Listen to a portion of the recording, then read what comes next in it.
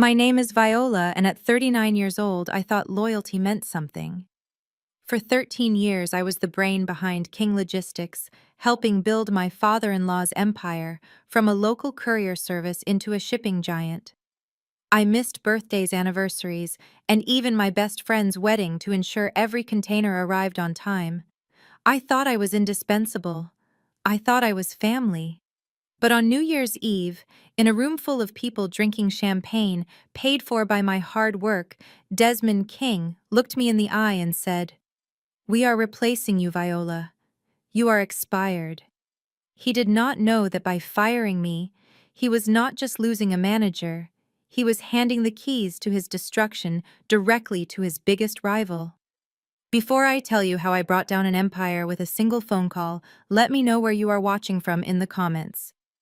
Hit like and subscribe if you have ever been undervalued by the people who should have appreciated you the most. The bass from the ballroom thumped against the marble walls of the bathroom, vibrating through the soles of my heels. I was hiding in the third-floor guest powder room of Desmond King's Buckhead estate, surrounded by gold leaf wallpaper and imported orchids, trying to save the company millions. My phone was pressed to my ear, my free hand frantically scrolling through shipping manifests on my tablet. "Listen to me very carefully," I hissed into the phone, trying to keep my voice steady, despite the panic rising in my chest. "The reefer unit on container 409 at the port of Savannah has malfunctioned. That is 20 tons of grade A Wagyu beef sitting in 80-degree heat. You have exactly 45 minutes to transfer that cargo to a backup generator truck, or we lose the contract with the steakhouse chain. Do not tell me it is New Year's Eve. Do you think the beef knows what day it is? Call the emergency vendor in Garden City? Use my authorization code VKing01. Just get it done. I ended the call and leaned against the cold porcelain sink, closing my eyes for a brief second. My head was pounding. Below me, the elite of Atlanta were celebrating. I could hear the clinking of glasses and the murmur of expensive conversation. I should be down there. I was the chief operating officer of King Logistics. This party was technically celebrating our most profitable quarter, yet a quarter I had delivered through sleepless nights and sheer force of will. But here I was, fixing a disaster while wearing a $3,000 evening gown. I checked my reflection in the mirror. At 39, I looked tired. Not the good kind of tired that comes from a workout, but the deep, soul-crushing exhaustion of someone who has been running a marathon for 13 years without a water break. I touched the fine lines around my eyes.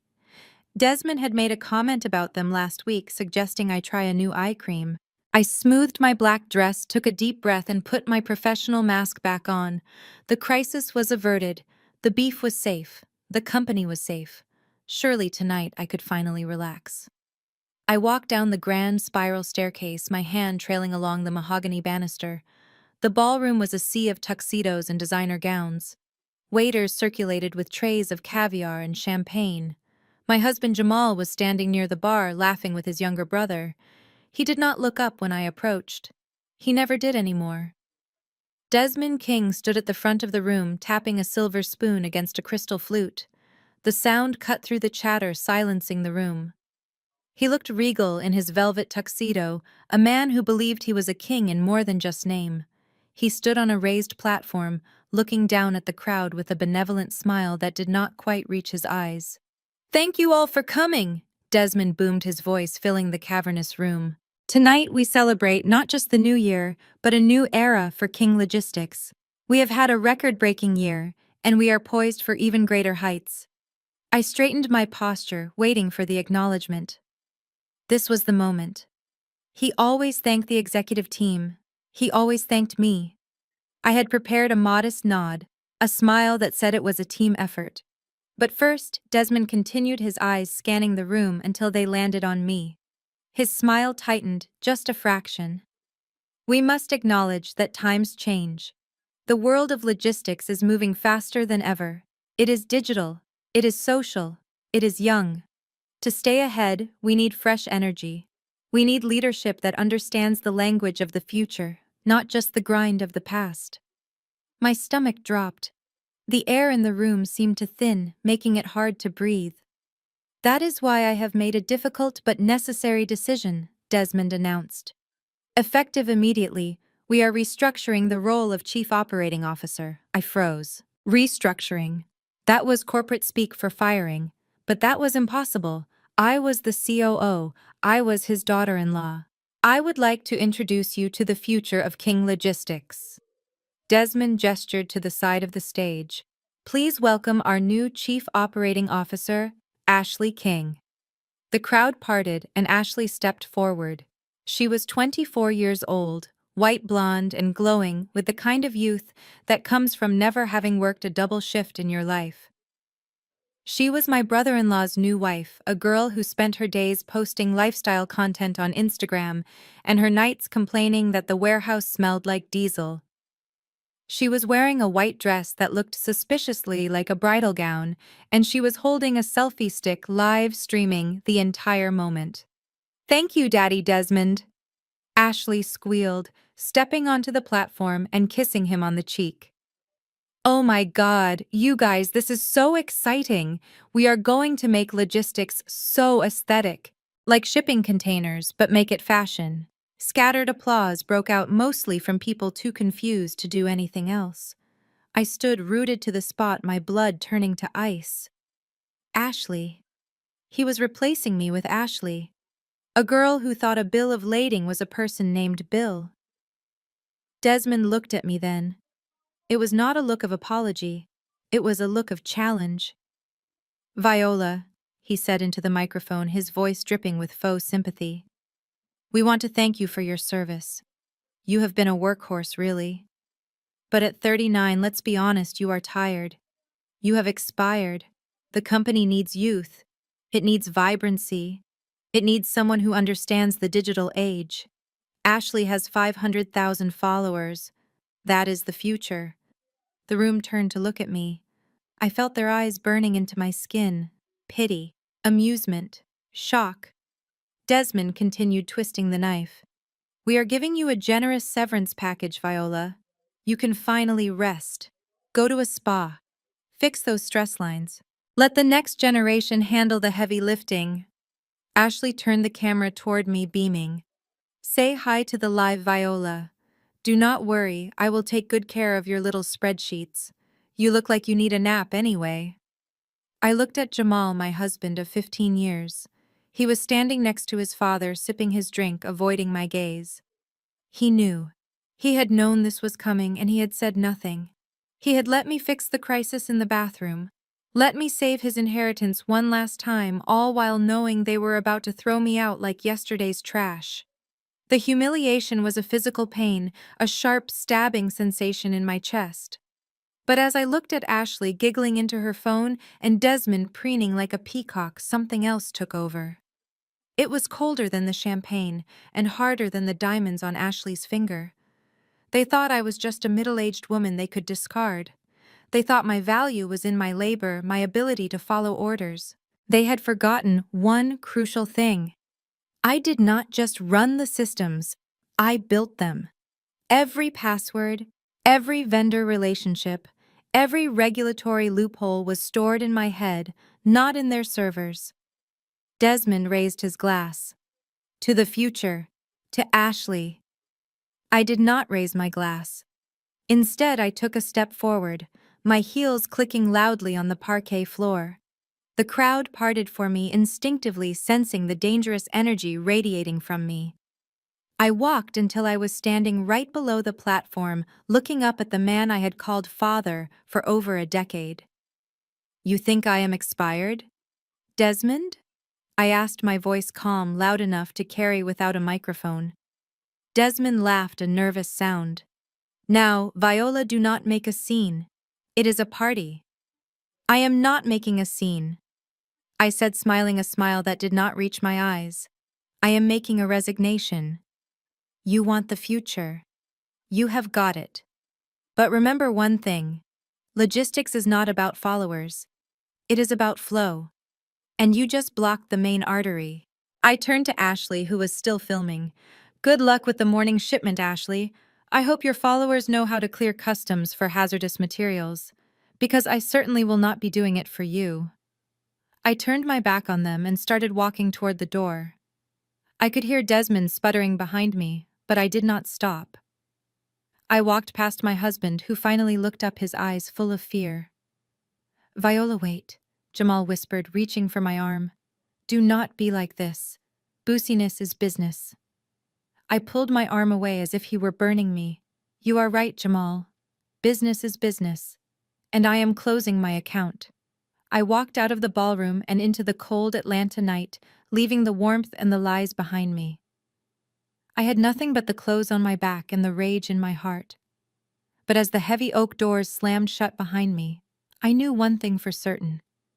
They had just made the biggest mistake of their lives, and I was going to make sure they paid for it with interest. I stepped closer to the raised platform, my heels sinking slightly into the plush carpet that lined the center of the ballroom.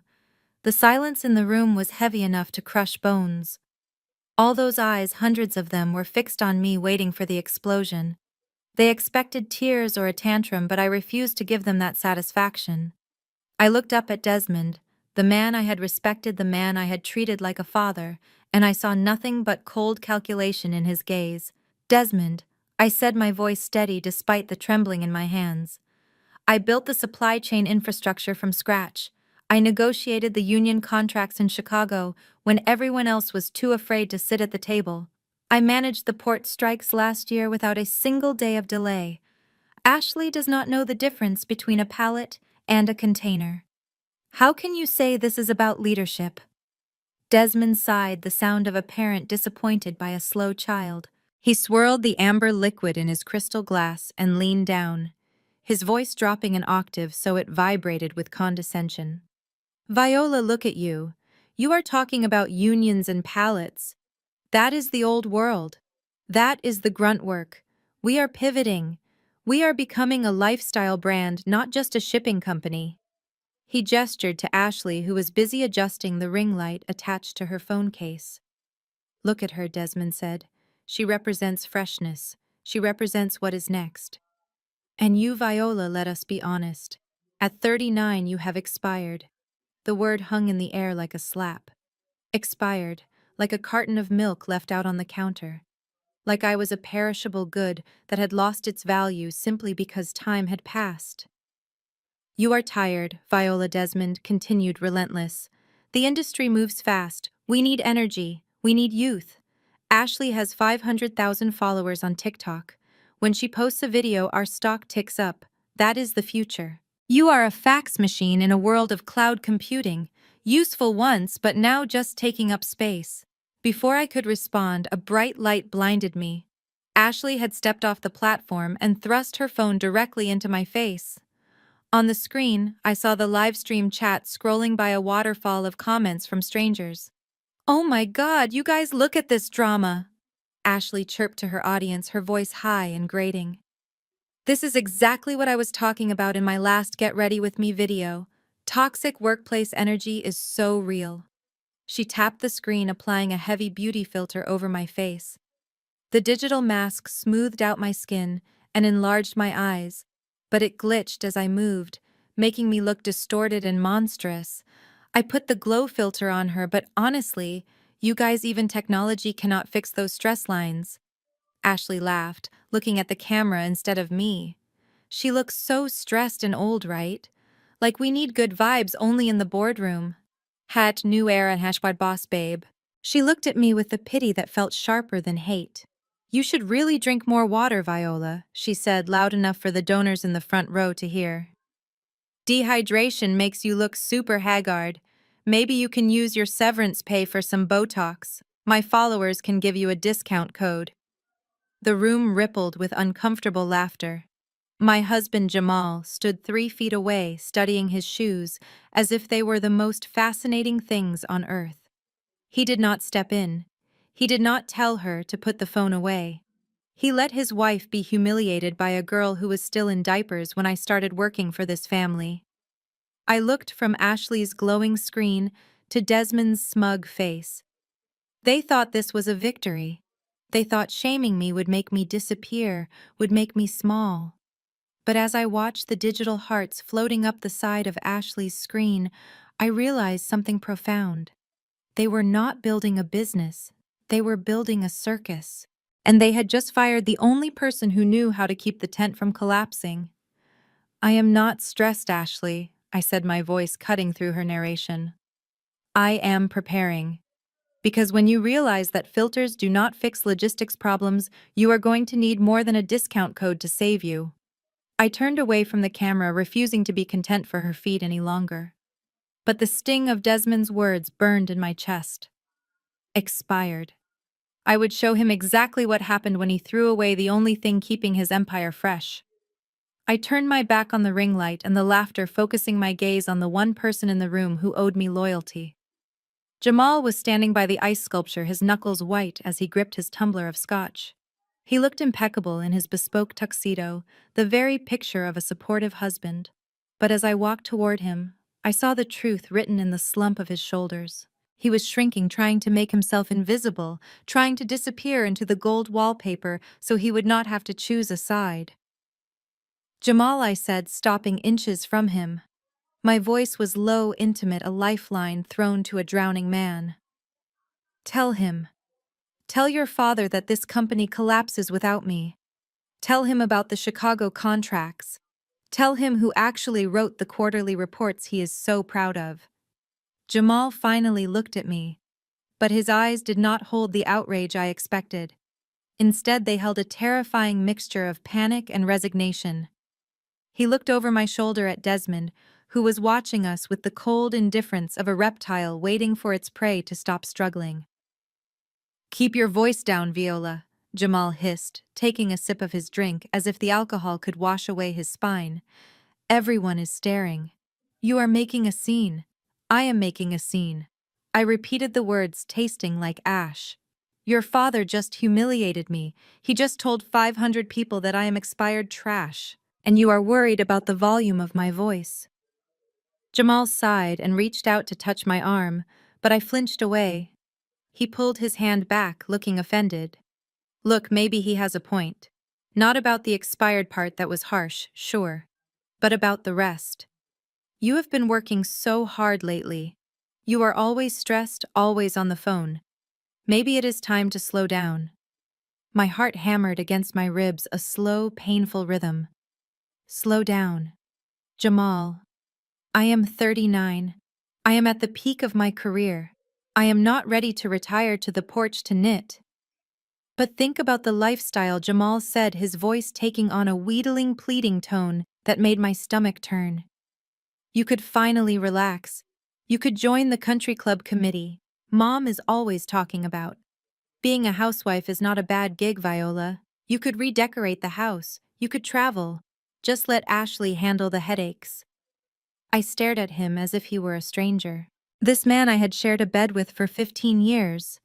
This man I had supported while he failed at 3 different business ventures before settling into a cushy VP title his daddy gave him, was telling me to go play house while a 24-year-old influencer destroyed my life's work.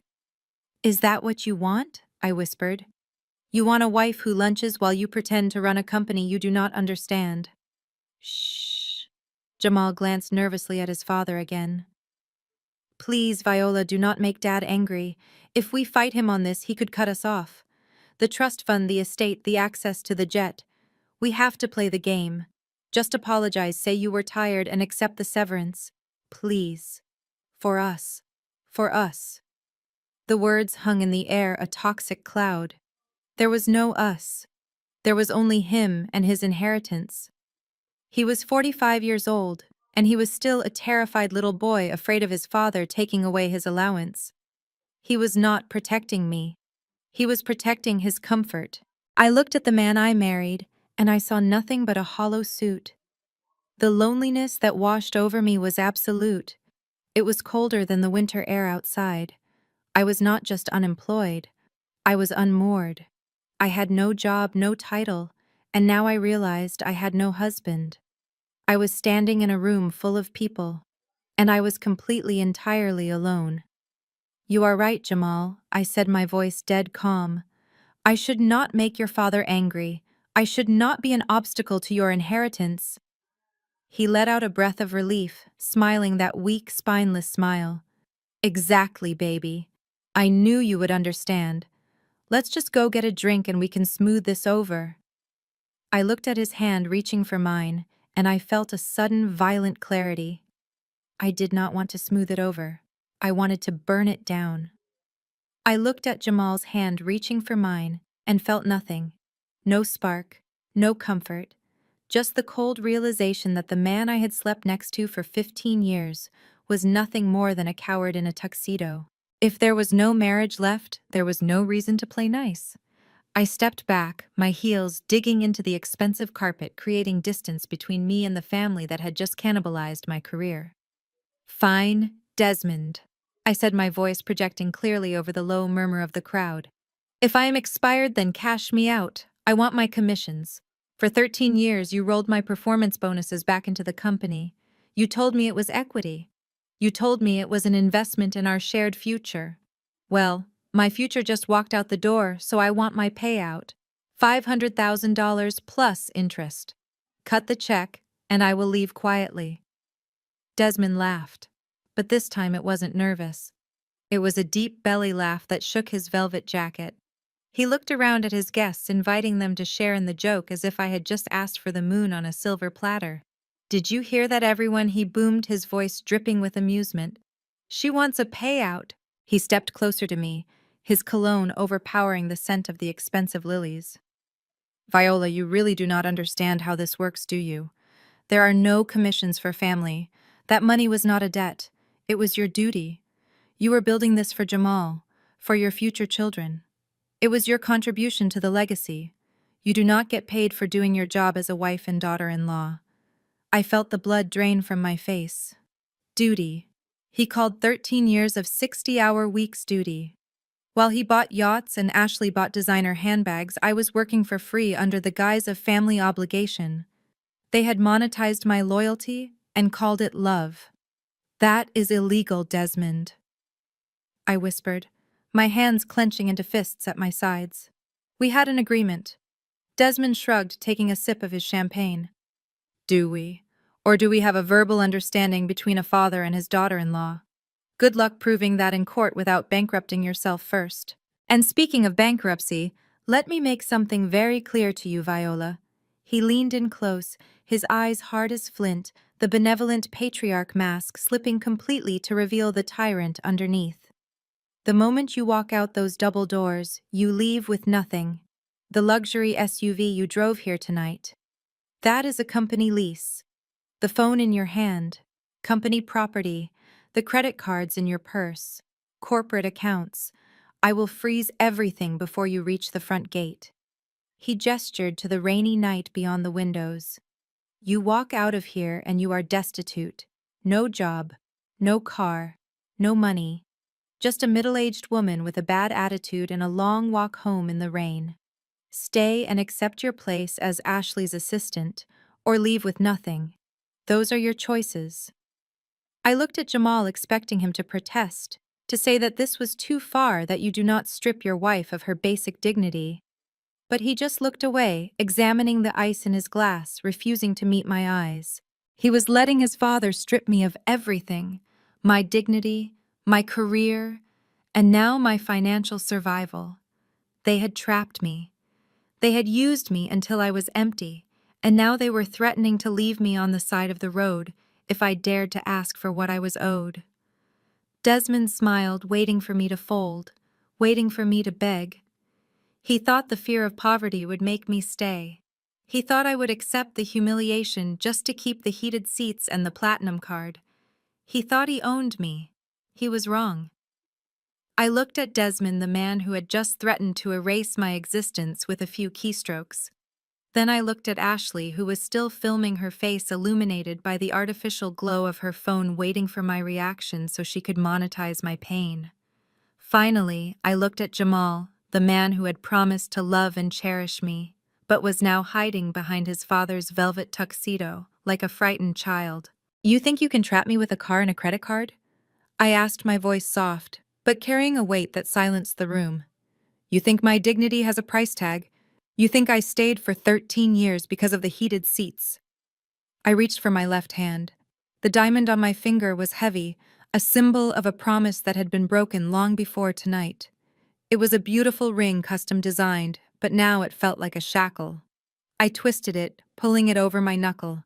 It came off easily, as if my body was rejecting it too. I held it up, catching the light from the chandeliers. "This was the only thing you ever gave me that was truly mine, Jamal," I said, looking directly at my husband. "But even this feels like a bribe now. A shiny object to keep me quiet while you let your family devour me." I turned to Ashley, who was watching with wide, hungry eyes. "Here, Ashley. Something else for your collection. Something else you did not earn." I dropped the ring. It fell with a soft splash into her champagne flute, sending golden liquid spraying over her white dress. She shrieked, jumping back, but I did not flinch. Then I reached into my clutch. The key fob to the company Mercedes felt warm in my hand. It was a beautiful car, a symbol of my status, of my success. But Desmond was right. It was a leash. "You can have the car, Desmond," I said, tossing the keys onto the polished floor at his feet. The metal clattered loudly, a harsh sound in the silent room. "You can have the phone. You can have the accounts. You can have it all. Because none of it is worth my self-respect." I turned and walked toward the double doors. I did not look back. I could feel their eyes on me, could feel the weight of their shock and their judgment, but I kept walking. My heels clicked on the marble floor, a steady rhythm that sounded like freedom. I pushed open the heavy oak doors and stepped out into the night. The cold hit me instantly, a physical blow that stole my breath. It was raining, a freezing Atlanta downpour that soaked through my silk dress in seconds. I shivered, wrapping my arms around myself, but I did not stop.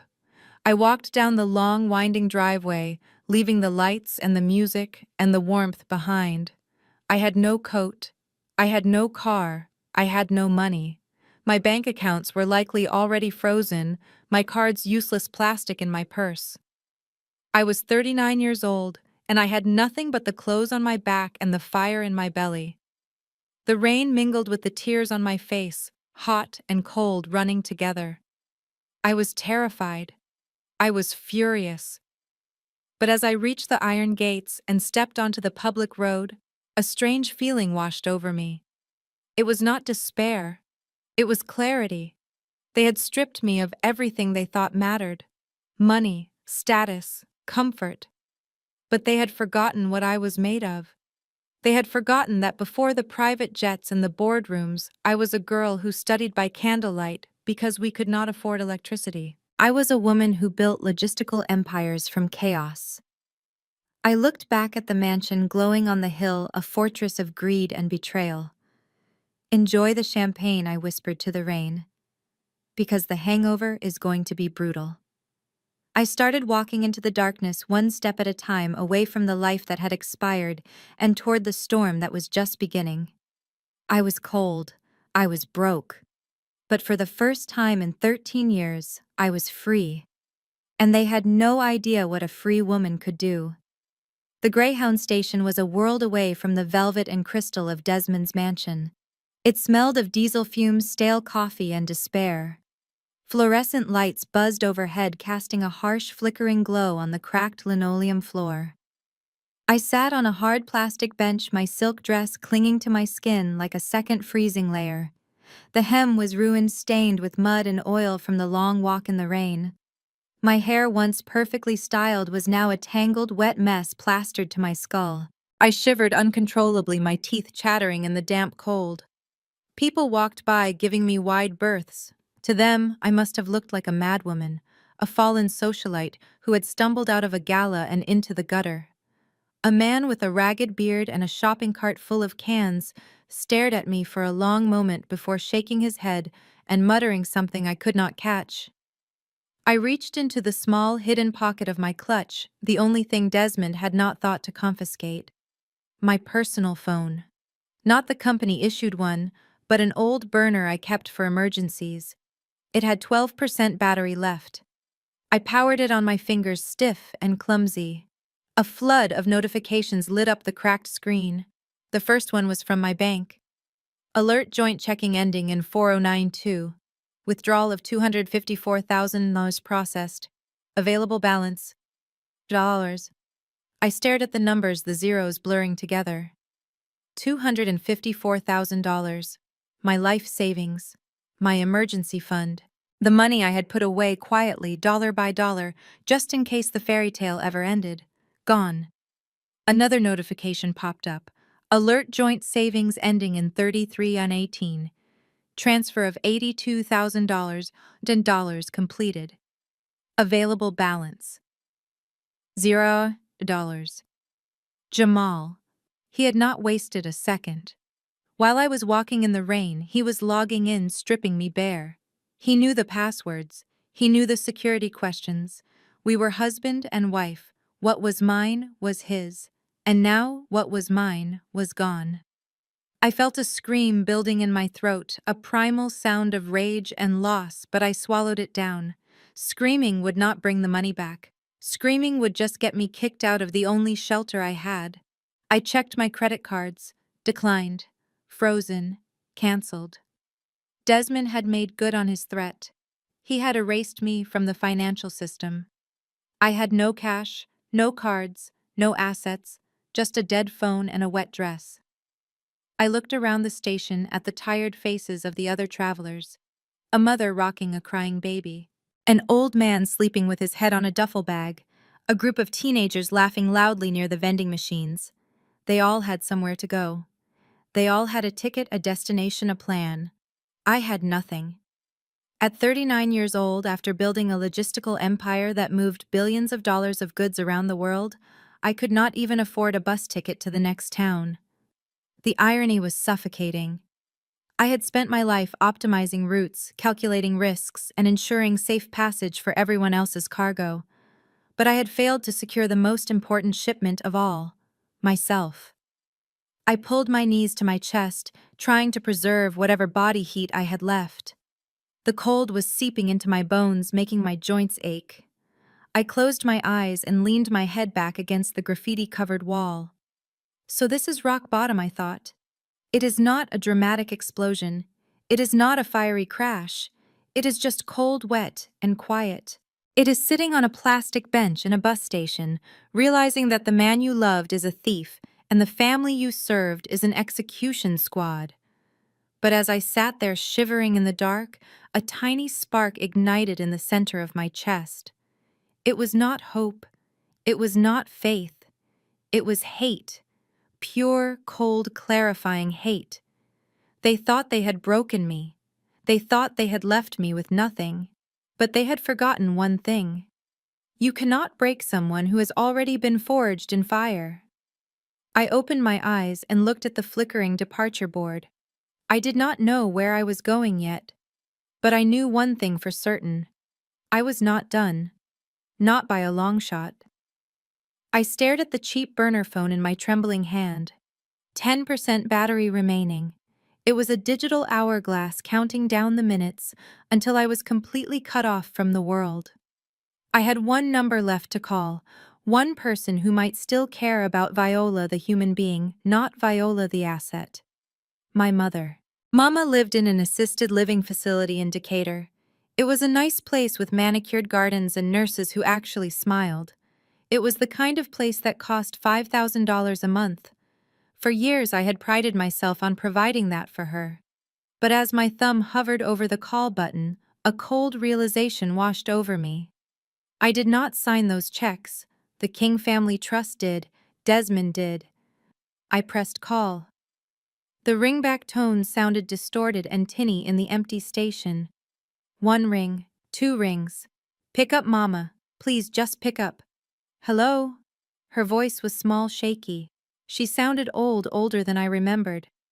Mama, it is me, Viola, I whispered, hunching over to shield the phone from the prying eyes of a security guard walking past. I am in trouble, Mama. Desmond fired me. Jamal took all the money. I am at the Greyhound station downtown. I have nowhere to go. Can I come to you? Just for a night, please. There was a long silence on the other end. A silence so heavy it felt like it was crushing my chest. I could hear her breathing a ragged, fearful sound. Viola, baby. she finally said, her voice cracking. He called me. Desmond called me 20 minutes ago. My blood ran cold. Of course he did. He was thorough. He was a general waging a war of annihilation. He said you stole from the company. She continued, the words tumbling out fast and panicked. He said you had a breakdown. He told me that if I help you, if I let you into my room, if I even send you $1, he will stop the payments. He will have me evicted by morning Viola. He said I would be on the street. I closed my eyes, tears leaking out hot and fast. He was holding my mother hostage. He was using a 72-year-old diabetic woman as leverage to make sure I stayed in the gutter. Mama, I did not steal anything, I choked out. They are lying. I believe you, baby, she sobbed. I know you. You are a good girl. But I am scared, Viola. I cannot live on the street. I am too old. I am sick. Please do not ask me to choose. Please. The desperation in her voice broke me. I could not do it. I could not ask her to sacrifice her safety for mine. I was 39. She was helpless. Desmond knew exactly what strings to pull to paralyze me. It is okay, Mama, I said, my voice dead. Do not worry. Stay safe. I will figure it out. Goodbye. I ended the call before she could say anything else. I could not bear to hear her apology. The screen on the phone dimmed, then went black. The battery was dead. I stared at my reflection in the dark glass of the bus station window. The woman looking back at me was a stranger. 39 years old. No husband, no job, no money, no family. I had spent 13 years building an empire for the kings. I had managed fleets of ships, navigated international trade wars, and solved million-dollar crises before breakfast. I had thought I was powerful. I had thought I was essential. But sitting there in the dirt and the cold, I realized the terrifying truth. I was nothing. I was a tenant in my own life. I had built my foundation on their land, and with one word they had evicted me. I was not just starting over. I was starting from below zero. I had wasted my youth, my fertility, and my brilliance on people who would let me freeze to death to save $1. I was white-knuckle terrified, but beneath the terror a new feeling was taking root. It was the absolute freedom of having nothing left to lose. I pulled my knees tighter to my chest, trying to disappear into the hard plastic seat of the bus station. The air smelled of stale cigarettes and floor cleaner. The noise was a constant low hum of coughing, snoring, and distant sirens. But one sound cut through the misery like a knife. Someone was crying. Not the angry drunk crying I had heard earlier, but the soft, broken weeping of someone who has run out of options. I turned my head. Sitting 3 seats away was a girl who looked like she had been chewed up and spit out by the city. She was young, maybe 19 years old. She wore oversized cargo pants covered in patches and a hoodie that had seen better days. Her face was a constellation of silver piercings in her nose, eyebrow, and lip, but under the metal and the grime she looked terrified. She was digging frantically through a battered canvas backpack, her hands shaking so hard she could barely work the zippers. I watched her for a moment. In my old life, I might have walked past her. I would have been too busy on a conference call or rushing to a client dinner to notice a teenager falling apart in a bus station. But tonight, I was not a busy executive. I was just another shipwreck on the shore. "Hey," I said, my voice raspy from the cold. "You okay?" The girl jumped her head, snapping up. Her eyes were red-rimmed and wide with panic. She looked at my ruined evening gown and my wet hair, but she did not judge. She just saw another human being in pain. "I lost my wallet," she choked out, tears spilling over again. "My ID, my cash, everything.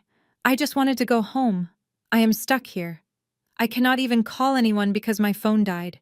I looked at her and I saw myself, stranded, broke, scared. The only difference was that she was 19 and I was 39. I knew how cruel the world could be. She was just learning. I reached for my phone case. My fingers felt stiff and clumsy as I pried off the back panel. There, folded into a tiny square, was a $20 bill. It was my emergency stash, my last lifeline. It was enough for a sandwich and maybe a cheap blanket from a drugstore. It was literally the only asset I had left in the world. I looked at the bill. Then I looked at the shivering girl. Desmond had taken my money, my job, and my pride. He had stripped me of my titles and my accounts. But he could not take my humanity. That was the one thing he could not freeze or confiscate. If I hoarded this $20, I was no better than him. I stood up, my legs aching, and walked over to the vending machines in the corner. I fed the crisp bill into the slot. The machine whirred and spat out change and 2 cups of steaming hot cocoa. They were watery and smelled like artificial sugar, but they were hot. "Here," I said, walking back and holding out one of the cups. "It is not much, but it is hot." The girl looked at the cup, then at me. Her eyes widened. "You do not have to do that," she whispered. "You look like you are having a bad night too." "I am having the worst night of my life," I admitted, sitting down next to her on the hard bench. "But that does not mean we have to freeze. Take it." She took the cup, wrapping her hands around it as if it were a nugget of gold. She took a sip and closed her eyes, a shudder running through her small frame. "Thank you," she said, her voice trembling. "I am Maya. I am Viola," I said, taking a sip of my own drink. The warmth hit my stomach, and I felt a tiny bit of tension leave my shoulders. We sat there in silence for a moment, 2 strangers at the bottom of the world sharing cheap cocoa. I did not know it then, but that $20 was the best investment I had ever made. I had just bought stock in my own salvation. Maya wrapped her hands around the styrofoam cup, warming her fingers. She took a tentative sip and then looked at me. Her dark eyes curious despite the red rims. "You look like you just walked off a movie set," she said, gesturing to my ruined gown. "A really sad movie." I laughed, a short, harsh sound. "It is a horror movie," I said. "And the monster won." "What happened?" she asked quietly. I do not know why I told her. Maybe it was the anonymity of the bus station, or maybe it was just the overwhelming need to say it out loud to confirm it was real. I told her everything. I told her about the 13 years of 60-hour weeks. I told her about missing my own sister's wedding because a shipment was stuck in customs. I told her about the New Year's Eve party, the public humiliation, and the way my husband had looked at his shoes while his father destroyed me. I did not sugarcoat it. I told her about the money Jamal stole, the threats against my mother, the absolute emptiness of my bank account. I laid my failure out on the bench between us like a dissection. "So they just erased you," Maya said, her voice filled with a quiet anger that surprised me. "Just like that. Because you turned 39. "Because I was expensive," I corrected. "And because Desmond King thinks loyalty is a one-way street. He thinks he bought me when I married his son. Now he is trading me in for a newer model." King Maya repeated the name, her head tilting slightly. "King Logistics. The big blue trucks with the gold crown logo." "Yes," I said, looking down at my hands. "That is them. I built that network. When I started, they had 10 trucks and a leaky warehouse in Savannah. Now they are global. I designed the tracking software. I negotiated the fuel contracts. I hired the drivers. It was my life, Maya. And Ashley, that little girl he hired, she thinks logistics is about posting pictures of boxes. She is going to crash it into the ground in a month." Maya was staring at me now, her gaze intense and calculating. "Wait," she said, setting her cup down on the bench. "You are the one who fixed the port strike last year, the one who rerouted the medical supplies during the hurricane." I looked at her, surprised. "How do you know about that?" "That was industry news, not something a teenager would know." "My dad talks about business a lot," Maya said, waving a hand dismissively. "He is obsessed with supply chains. He always says that King Logistics is a house of cards held together by one brilliant operator. He said if that person ever left, the whole thing would collapse." She leaned closer, her piercings glinting under the fluorescent lights. "He said her name was Viola. Is that you? Are you the operator?"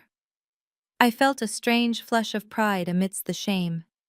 "Yes, I said, sitting up a little straighter. That is me. I am Viola. And yes, without me, that company is a disaster waiting to happen. But it does not matter now. I have been locked out. They took my access, my keys, my life. I am just a ghost, Maya. A broke, homeless ghost. Maya did not look at me with pity anymore. She looked at me like I was a puzzle piece she had been searching for. She reached into her pocket and pulled out a phone. It was sleek, expensive, the latest model, a stark contrast to her ragged clothes. I thought your phone was dead, I said, confused. It was, she said, tapping the screen. But I just remembered who I am, and who my dad is. She looked at me, a slow grin spreading across her face.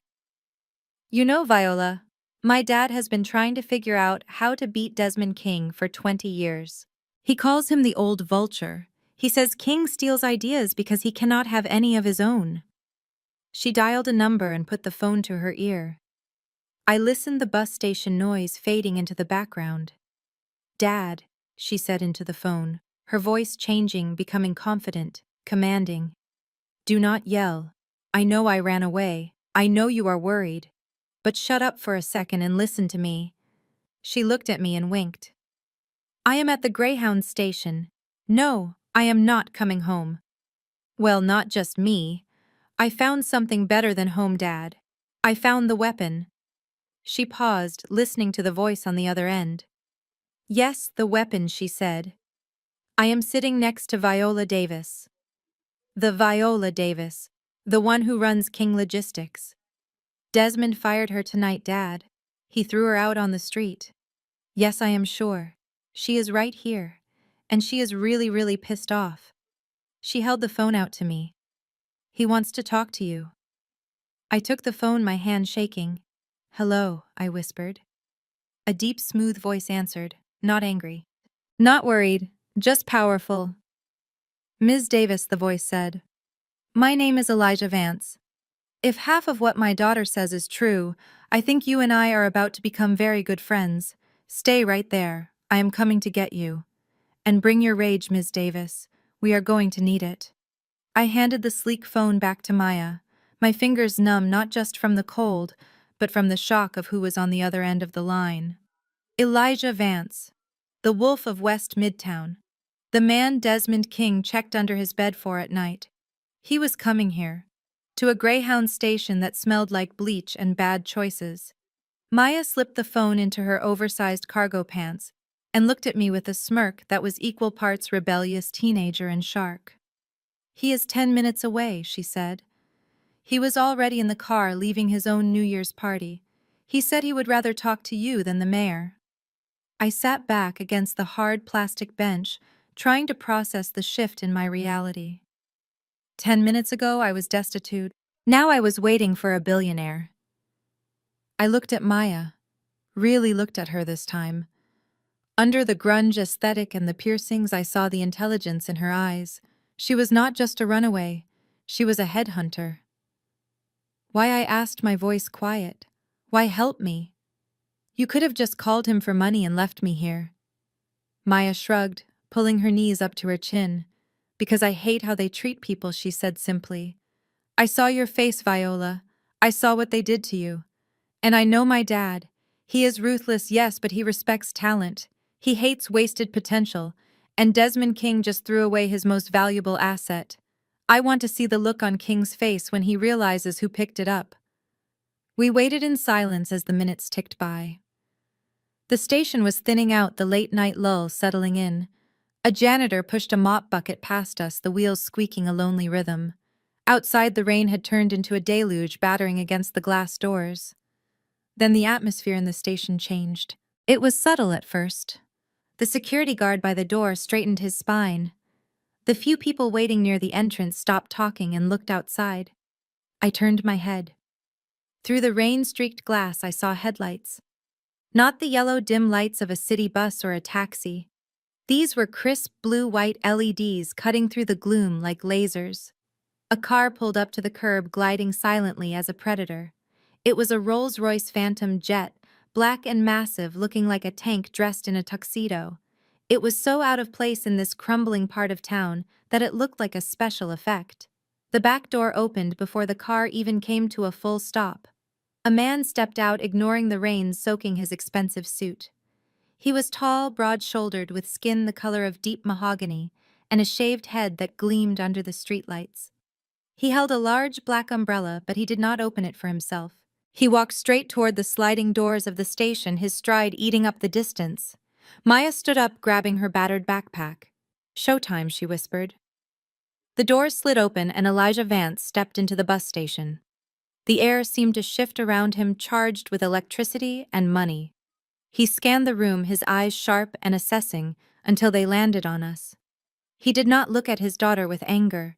He looked at her with respect. Then he looked at me. He took in the ruined dress, the wet hair, the exhaustion etched into my face. But he did not sneer. He nodded once, a warrior acknowledging another warrior on the battlefield. "Ms. Davis." Elijah said, his voice deep and resonating in the quiet space. "I apologize for the delay. Traffic in Buckhead is murder on New Year's." I stood up, my legs shaky, but my chin high. "Mr. Vance," I said, "you are a long way from your party." He smiled, a slow, dangerous smile that made me understand why Desmond feared him. "The party was boring," he said, "and I heard there was a much more interesting conversation happening down here." He gestured toward the open door of the Rolls-Royce, where the warm leather interior beckoned like a portal to another world. "Shall we?" he asked. "I believe we have an empire to dismantle." I looked at the bus station one last time, at the vending machine where I had spent my last $20. Then I looked at Elijah Vance. I stepped forward, leaving the wreckage of my old life on the dirty floor behind me. "Led the way," I said. Elijah Vance did not just walk, he occupied space. Even in the dim light of the bus station, he radiated the kind of power that made the air feel thinner. He stood 6'3" in a bespoke suit that probably cost more than my annual salary used to be. Raindrops glistened on his shaved head, but he ignored them, his focus entirely on the two women huddled on the plastic bench. He stopped in front of Maya. For a second, I thought he might scold her. She was his daughter, a billionaire heiress, dressed like a dumpster diver sitting in a Greyhound station. But his expression softened. He reached out and tucked a stray lock of hair behind her ear, his large hand gentle. "You gave your mother a heart attack, Maya," he said, his voice a low rumble. "We thought you were in New York." "New York is boring," Maya shrugged, but she leaned into his touch just a little. "And I found something better here, Dad. I told you." Elijah turned his gaze to me. It was like being scanned by an X-ray machine. He took in the ruined dress, the mud on my hem, the exhaustion etched into my face. But unlike Desmond, who had looked at me with contempt, Elijah looked at me with something else entirely. Recognition. "Viola Davis," he said, testing the name on his tongue. "The woman who made the Savannah Port Authority rewrite their scheduling software just to accommodate her fleet. The woman who predicted the Suez blockage 3 weeks before it happened." I stood up, smoothing my dress with as much dignity as I could muster. "That was me," I said, my voice raspy. "Now I am just the woman who got fired at a New Year's Eve party." Elijah laughed, a short, sharp sound of disbelief. "Fired? Desmond King fired you? That is not a business decision, Viola. That is suicide." He shook his head, looking past me at the rain-streaked window, as if he could see his rival somewhere in the dark. "I have been trying to buy King Logistics for 10 years, Elijah said, turning back to me. "Not for the trucks, not for the warehouses. I wanted it for the operating system. I wanted it for you." He stepped closer, the smell of expensive leather and rain surrounding him. "Desmond thinks he owns the ship's Viola, but you own the tide. He just threw away the only captain who knows how to navigate the storm. And he did it because he was afraid of your age. Because I was expired." I corrected him, the word still bitter on my tongue. "Expired?" Elijah scoffed. "Fine wine expires if you leave it out in the sun. Intelligence does not expire. Experience does not expire. Desmond is a fool, and tonight his foolishness is my fortune. He extended a hand, not to shake mine, but to offer support. Come with me, Viola. You are not done. You are just under new management. And I promise you this. In my house, we do not replace gold with plastic. I looked at his hand. It was a lifeline, a second chance, a weapon. I took it. Let us go, I said. Maya grabbed her backpack, grinning.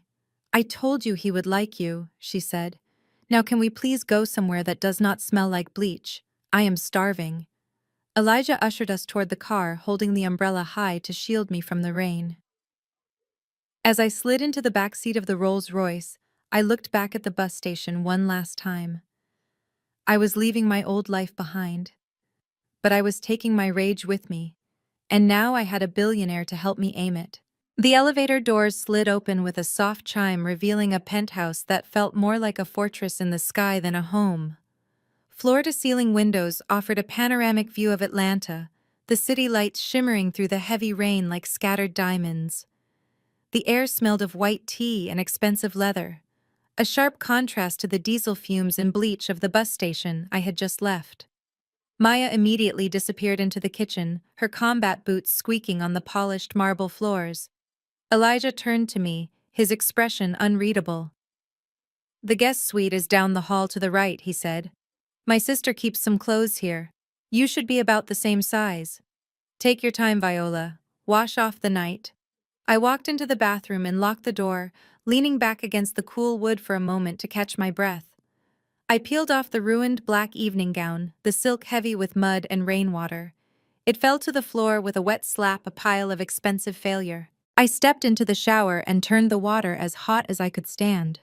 I scrubbed my skin until it was raw, trying to wash away the feeling of the Greyhound bench, the cold rain, and the humiliation of Desmond's laughter.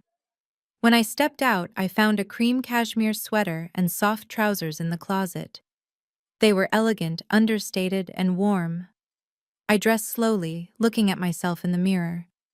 The woman staring back was no longer the wet, shivering victim from the bus station. Her eyes were hard, her jaw was set. The fire Desmond had ignited in my chest had not been extinguished by the water.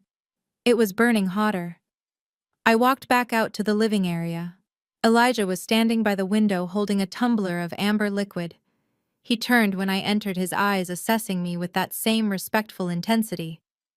You look like you are ready for a board meeting, he said, handing me a glass of water. I am ready for a war, I corrected, taking the glass. Elijah chuckled and sat down on a leather sofa, motioning for me to take the armchair opposite him. I like that answer, because that is exactly what I am proposing. He leaned forward, resting his elbows on his knees. Desmond King made a fatal error tonight. He thinks he fired an employee. He thinks he cut a cost. But he forgot that you are not just a manager, Viola. You are the architect. You carry the blueprints of his entire empire in your head. I took a sip of water, the coolness soothing my throat. It does not matter, I said, my voice flat. I signed a non-compete clause 7 years ago. If I work for you, if I even consult for you, he will sue us both into the ground. He has the lawyers to do it. Elijah waved a hand dismissively, as if the threat of a lawsuit was nothing more than a fly to be swatted away. Non-competes are for employees, Viola. I am not offering you a job.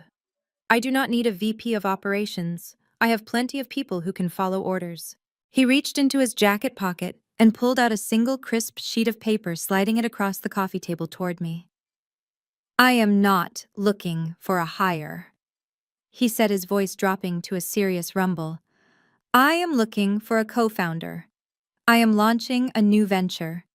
A boutique logistics firm specialized in high-value, time-sensitive cargo. The kind of white-glove service Desmond is too cheap and too slow to provide. He tapped the paper with a manicured finger. That is a partnership agreement. 20% equity, full operational control, your name on the letterhead next to mine. You do not work for me, Viola. You work with me. We are not breaking your non-compete because you are not taking a salary. You are taking ownership. I stared at the document, the numbers swimming before my eyes. 20%. That was potentially millions of dollars. Desmond had never given me a single share of stock in 13 years. He had called me family to avoid paying me what I was worth. Elijah was offering me a kingdom before I had even dried my hair. Why, I asked, looking up at him. Why give away 20% of a company to a woman you just found in a bus station? Elijah smiled, a slow, predatory grin that told me exactly what kind of game we were playing. Because I know what hate can do, Viola. It is the most powerful fuel on Earth. And right now you have enough fuel to burn Desmond King to the ground. I just want to be the one who hands you the match. I stared at the contract on the coffee table, the numbers blurring slightly under the warm, recessed lighting of the penthouse. 20%. It was a fortune. It was revenge wrapped in a legal document. But my hand hovered over the paper, trembling. I thought about the drivers I had hired, men and women with mortgages and braces to pay for. I thought about the warehouse shift supervisors who texted me photos of their new grandchildren. If I signed this, if I helped Elijah Vance launch a direct attack on King Logistics, I would not just be hurting Desmond. I would be nuking the livelihoods of hundreds of people who had been loyal to me. I cannot do it, Elijah, I whispered, pulling my hand back. I want to see Desmond suffer, God knows I do. But I built that company. Those are my people. If we go to war, innocent people are going to lose their jobs. I cannot be the reason a single mother in distribution loses her health care. I have to be better than him. I have to keep my integrity. Elijah did not look disappointed. He looked sad. He stood up and walked over to a sleek black credenza, pulling out a thick file folder. He placed it gently on the table in front of me next to the contract. I admire your loyalty, Viola, he said, his voice low and grave. It is rare, but you are being loyal to a corpse. Desmond King killed your relationship with that company long before tonight. You just did not know you were dead yet. He tapped the folder with a manicured finger. Open it. Read the dates. I hesitated, then flipped open the cover. The first document was a patent filing with the United States Patent and Trademark Office. It was for a predictive shipping algorithm. My algorithm. The one I had spent 3 years developing, the one that used historical weather patterns to reroute perishable cargo. It was the crown jewel of my career, the reason our spoilage rates were the lowest in the industry. My eyes scanned down the page looking for the inventor credit. I expected to see King Logistics, or maybe even Desmond King. Inventor Ashley King. I gasped, the sound sharp in the quiet room. I flipped the page. A copyright registration for the Standard Operating Procedures Manual I had written from scratch. Author Ashley King. I flipped again. A trademark application for the branding of a new sustainable shipping initiative I had pitched in October. Owner Ashley King. I looked at the dates stamped on the filings. October 14th, November 2nd, December 10th. They had been doing this for months. While I was working 18-hour days to ensure the holiday shipments arrived on time, Desmond was systematically stripping my name from my own creations. He was legally transferring my intellect, my experience, my very soul to a 24-year-old girl who thought logistics was a type of yoga. He did not just fire you tonight, Viola, Elijah said, his voice cutting through the ringing in my ears. He erased you. He stole your legacy and handed it to her as a wedding present. He knew you would never sue him because you are family. He counted on your ethics. He weaponized your integrity against you. I stared at Ashley's name. Ashley King. Inventor. Author. Visionary. The girl who had asked me last week if Italy was in Europe. Something inside me snapped. It was not a loud break. It was the quiet, terrifying sound of a bridge collapsing. The bridge that connected me to my conscience, to my worry for the innocent, to my hesitation. It was gone. Desmond King had not just stolen my job. He had stolen my mind. He had plagiarized my life. And Jamal, my husband, had watched him do it. He had probably notarized the documents. I looked up at Elijah. The tears were gone. The exhaustion was gone.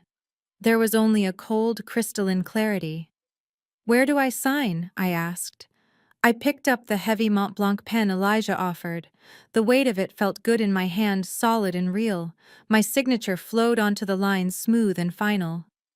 V. Davis. I did not sign Viola King. I did not sign Mrs. Jamal King. I signed the name I had been born with, the name I would rebuild an empire on. With that ink, I severed the last tie. I was no longer a daughter-in-law. I was no longer a loyal employee. I was a competitor, and I was going to be the most dangerous kind of competitor. The kind who knew where all the bodies were buried because I had dug the graves myself. Elijah picked up the contract and slipped it into a leather folder. "Welcome to the team, partner," he said, extending his hand. I shook it, my grip firm. "Thank you, Elijah. But let us be clear on the objective here. I do not just want to take their market share. I do not just want to poach their best clients." I stood up, walking to the window and looking out at the city. Somewhere down there in the rain, Desmond King was probably toasting to his brilliance, unaware that he had just armed a nuclear warhead. "I want to teach them a lesson about logistics," I said, my reflection staring back at me, hard and unforgiving.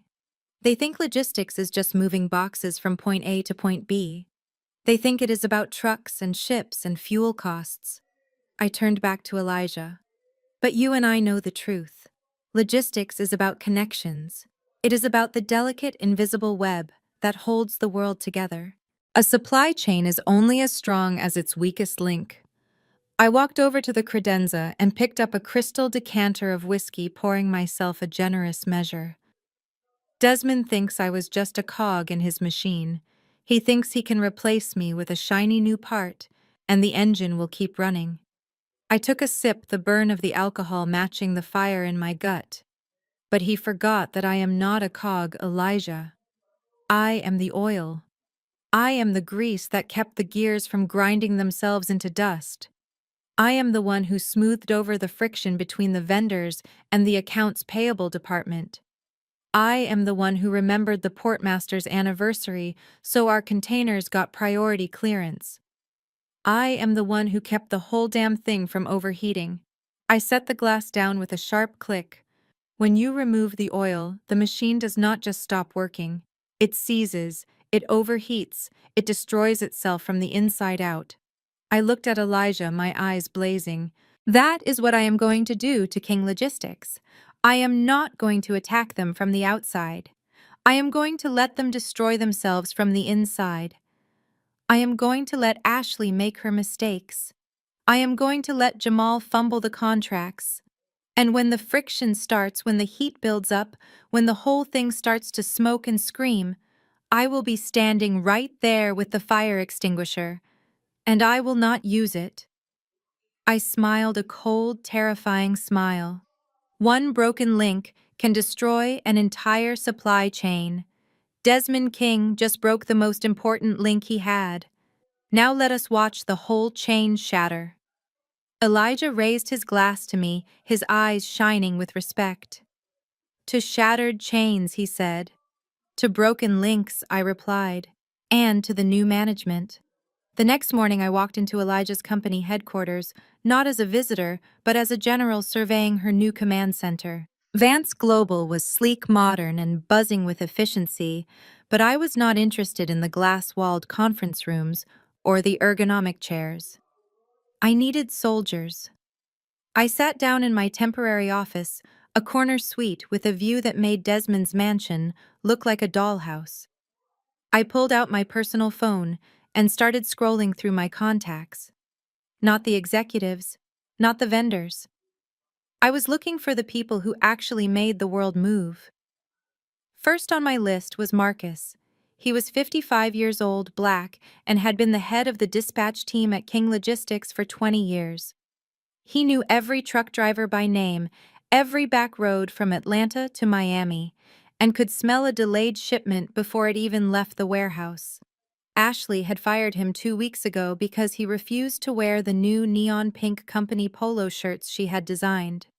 She said he did not fit the vibe. I dialed his number.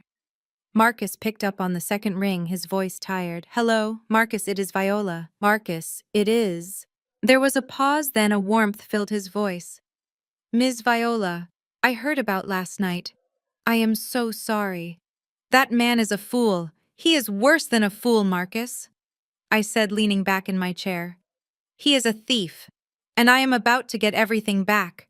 But I cannot do it alone. I need a dispatch manager, someone who knows the difference between a refrigerated truck and a toaster oven. Marcus laughed, a deep, rich sound. I might know a guy, but he is old, and he does not like pink shirts. I smiled. Pink is banned in this office, Marcus, and old is just another word for experienced. Can you be here in an hour? I was already putting on my coat, Ms. Viola. Next, I called Sarah. She was 60, a grandmother of 5, and the best customs broker in the state. She could clear a shipment of hazardous chemicals through customs in under an hour while knitting a sweater. Ashley had let her go because Sarah worked from home 2 days a week to watch her grandkids. Ashley had called it a lack of commitment. Sarah, I said when she answered, how would you like to clear some cargo for a company that actually pays you what you are worth? Honey, Sarah said, her voice sharp as a tack.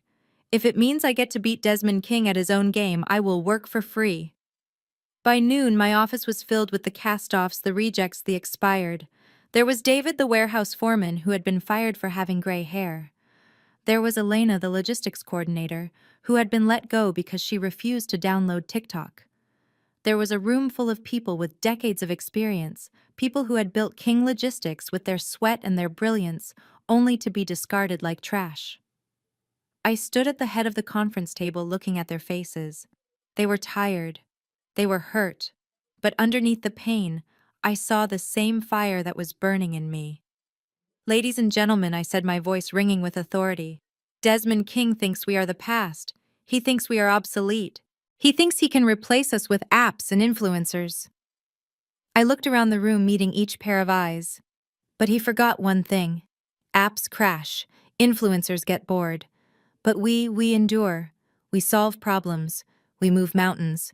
And starting today, we are going to show him exactly what the past can do to his future.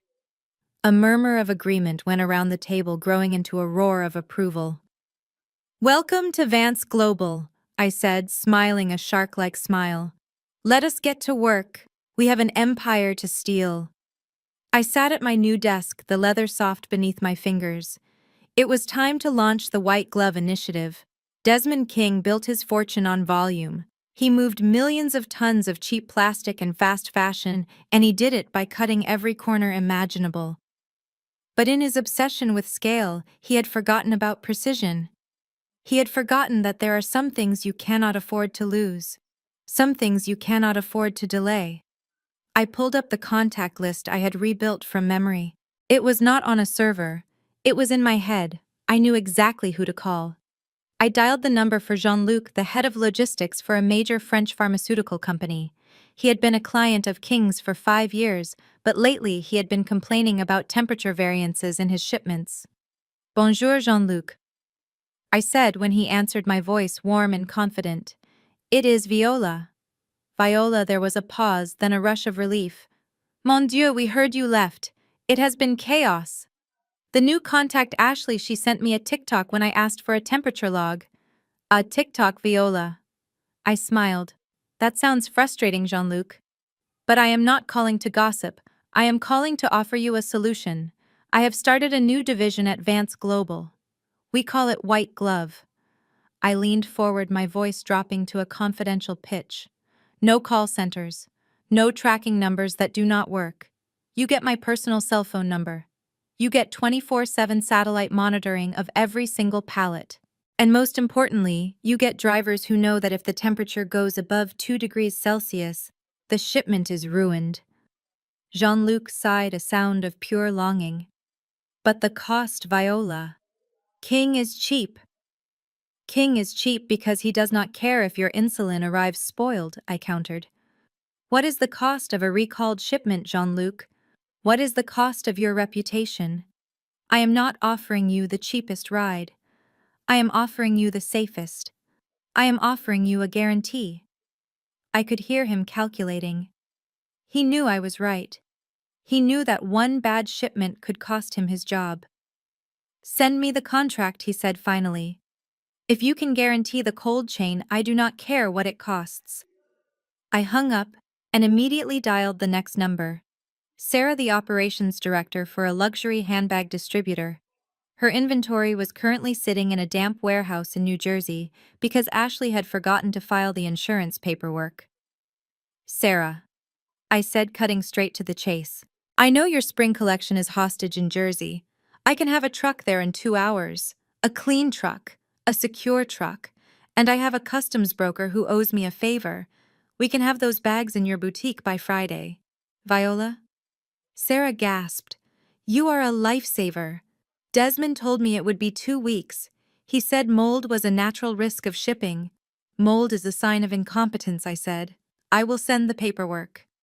I spent the next 6 hours making call after call. I targeted the clients Desmond took for granted, the ones with high stakes and low tolerance for failure. I used every birthday I had remembered, every favor I had banked, every moment of trust I had built over 13 years. I did not have to sell them on Vance Global. I just had to sell them on me. By the time the sun went down, I had stolen 5 of King's most lucrative accounts. I had not just taken their business, I had taken their peace of mind.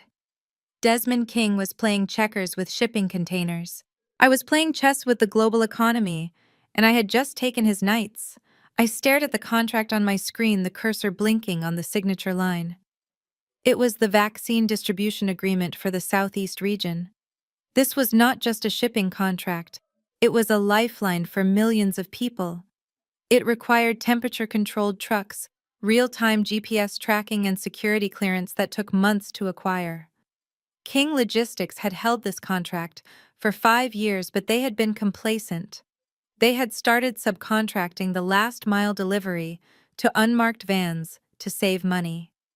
I picked up my phone and called Dr. Evans, the head of procurement for the regional health network. He was a man who valued precision over price. Dr. Evans, it is Viola, I said, my voice calm and professional. I am calling to let you know that Vance Global is ready to take over the vaccine distribution. We have a fleet of new refrigerated trucks on standby. We have drivers who are vetted and trained in handling medical cargo, and we have a guarantee. If a single vial is compromised, you do not pay for the shipment, and we replace it within 6 hours. There was a silence on the line. Then Dr. Evans sighed. Viola, you know we have a contract with King. I know, Dr. Evans. But I also know that last month, a shipment was left on a loading dock in Macon for 4 hours because the driver took a lunch break. I know you lost $50,000 worth of product, and I know Desmond King told you it was a clerical error. Dr. Evans made a noise of frustration. That was a disaster, he admitted. But breaking a contract is messy. Not as messy as a spoiled vaccine reaching a patient, I said quietly. I have the paperwork ready. All you have to do is sign. We can start deliveries on Monday. 2 hours later, the signed contract landed in my inbox. It was done. I had just taken one of Desmond's most prestigious accounts. It was not the biggest in terms of revenue, but it was the most critical in terms of reputation. Losing the vaccine contract was a signal to the entire industry. It said that King Logistics could no longer be trusted with the things that mattered. Across town, in his mahogany-paneled office, Desmond King was pouring himself a drink. His phone buzzed with a notification from his legal team. He picked it up, his eyes scanning the message. Notice of termination, Southeast Regional Health Network, effective immediately. Desmond laughed a dry, humorless sound. He tossed the phone onto his desk and took a sip of his scotch. Panic over nothing, he muttered to the empty room. She got lucky. A dog catches a fly every now and then. Let her have the vaccines. It is a high-maintenance, low-margin headache anyway. Ashley, focus on the fashion retailers. That is where the real money is. He did not see the cracks forming in his foundation. He did not see that by losing the medical contract, he had just lost his security clearance for 3 other government bids. He thought it was a minor annoyance. He did not realize it was the first domino, and I was already lining up the second one. While I was busy securing the integrity of the regional vaccine supply chain, Ashley King was busy securing the perfect lighting for her morning vlog. The transformation of King Logistics from a military-grade operation into a content creation house happened with terrifying speed. Desmond had given her the keys to the kingdom, and she was using them to redecorate the dungeon. I received the intel from Marcus, who still had friends on the inside. He sent me photos that made my blood run cold and my lips twitch with dark amusement. The command center, a room I had designed for maximum efficiency with wall-to-wall monitors tracking global shipping lanes, had been gutted. The ergonomic chairs where my dispatchers sat for 12-hour shifts were gone. In their place sat velvet beanbag chairs and low coffee tables made of reclaimed wood. The monitors were replaced with ring lights and tripods. Ashley had decided that a war room was too aggressive. She wanted a vibe. But the office renovation was just the appetizer. The main course of disaster was served in the warehouse. The King Logistics Distribution Hub was a massive facility spanning 400,000 square feet. It ran on a system of universal color codes that I had implemented a decade ago. Red meant urgent or hazardous.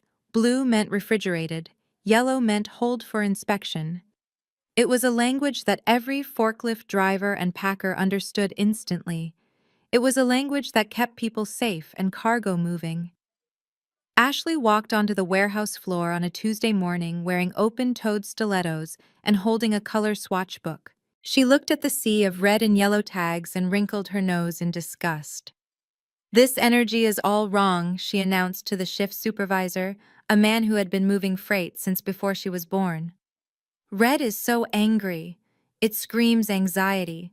And yellow is just tacky. It clashes with the new branding. We need to shift the vibration of the warehouse.